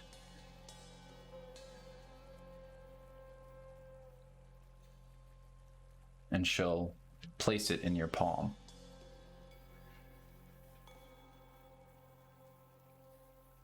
Shauna takes the stone. And as you hold it, you can feel an energy coming from it. Now, dragon shards are inherently magical. That is well known by all. But much less known by the general public is a dragon shard's, especially a Sybaris dragon shard's, psionic properties. And as a Kalashtar, you are sensitive to this. So you can feel that energy coming from it. But again, there's something a little off about it. This energy, almost as if it was passing through a thick layer of smoke to reach you. It has a scent, a taint, a feeling. It is not clean. And while you are no expert on this subject, you can tell that this is unique.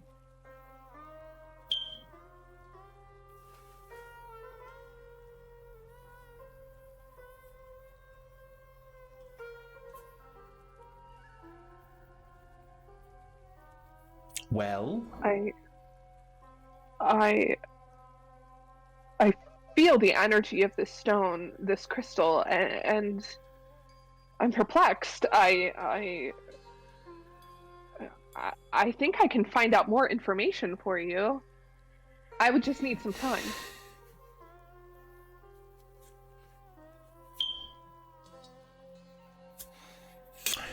perhaps it is best if we combine our efforts. How so? If you meet with me tonight, my demence, how do you say that? My domain, my home. Meet with me at my home. Yes, yes.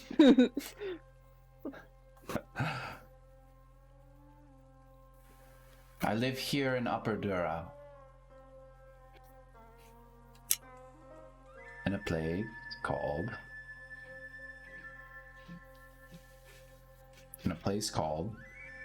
What's stopping this? Oh, that's what it is.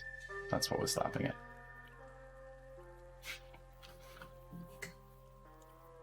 As I navigate my massive spreadsheet.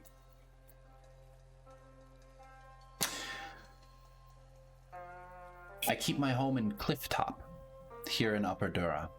You can visit me there. It seems that things have gotten out of control, and I may need a little help finding my man Raziel. He was the one who was supposed to be delivering this package of dragon shards. This is merely my proof that the source is real. He has gone missing, as I said. If you help me get these, I'll do whatever I can to help Yayala.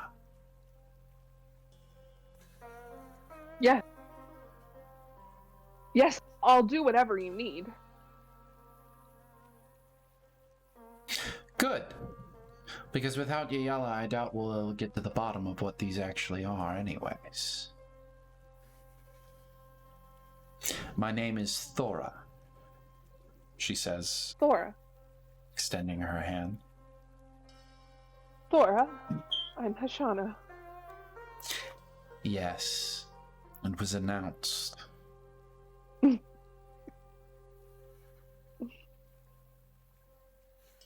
I will meet you at your house this evening, and we will devise a plan then. 8 o'clock. 8 o'clock. Very good, Hashanna. And she'll look across everyone in the room and turn away, quickly picking up her pace as she slides that shard back into her pocket.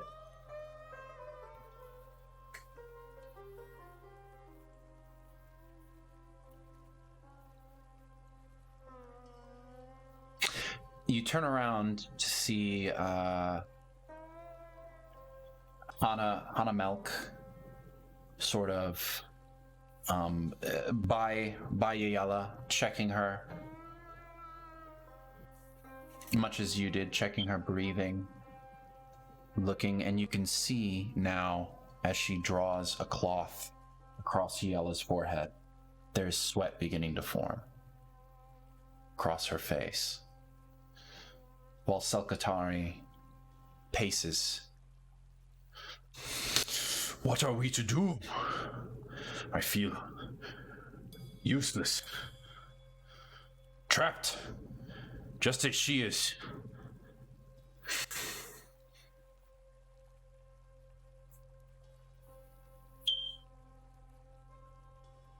I have to fix this. I will fix this. I will find a way to get her back.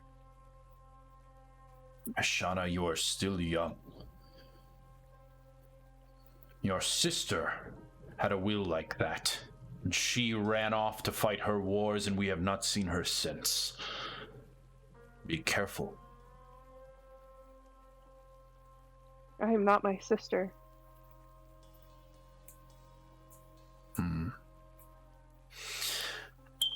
The Enlightened sits again on his die and says, I am sorry, Hashanna. This burden should not fall to you. And I would help if I could, but Yayala needs me now. She will expire soon. Time does not pass in Dalcor as it does on the material plane. Even while we have spoken, she has been locked in that battle for far longer than she should have been. Her energy will wane. I must stay here to bolster her. With our efforts combined, Hannah's, we will keep her. For now, it cannot last forever. I understand.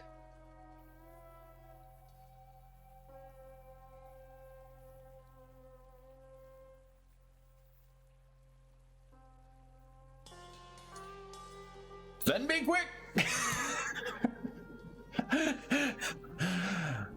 Go forth, Hashanna! Hashanna takes one last look at Yayala and runs away. Okay. I think this is roughly our stopping point for the evening. From here, there are some options we can explore of how you want to approach your goal. You have some time before this meeting, and we can think about what you'd like to do. Whether that is just spending time at the temple and helping make Yala more comfortable, or contributing your own efforts towards sustaining her, or perhaps learning what you can about those dragon shards that Yala has been using, or maybe you want to just go out into the city and start searching and start trying to find any leads. These are all things that we can think about, and you have a good amount of time to think about them because we have a couple weeks before you and I will be together again with the whole party. Okay? So that is the adventure for tonight. Wild. Congratulations. You, although it may not have felt like a success, you have successfully made contact with your quarry for the first time by traveling to Dalcor, and it reached out and protected you in that moment and drew you back to the material plane, as is its job. And you have established that bond. So what you can do is you can go to your features tab.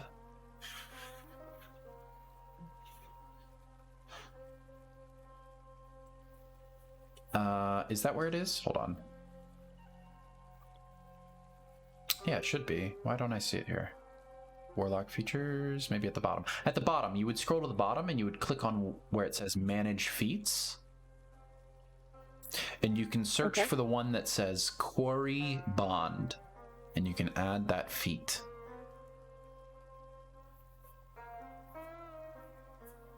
Look at that. Boost. Do. Quori Bond.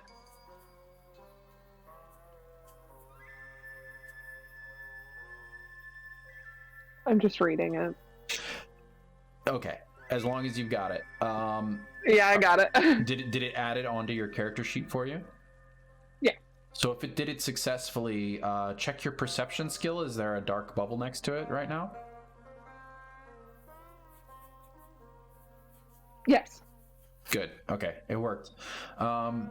So your Kalarak spirit grants you proficiency in the perception skill and the ability to cast the Mind Spike spell, a psionic attack, once per long rest. And the details of the spell are listed there. It is, at the moment, a powerful spell to you. It is a level 2 spell, which right now you don't have access to. So it's pretty dope. Pretty cool. As your bond with your quarry has grown through the rite, and perhaps especially because of the traumatic events that occurred. And that's it. Yay. There you go. So that is our adventure, and we will meet again on whatever that day that I said was. What is it? It's like 14. 2 weeks from now, the 14th. Yes, that sir. adds up. So 2 weeks from now, we shall play again. And Da, that da, is da, that. da. Goodbye to everyone. I'm going to go ahead and Yay. end the stream now. And we'll see you on YouTube.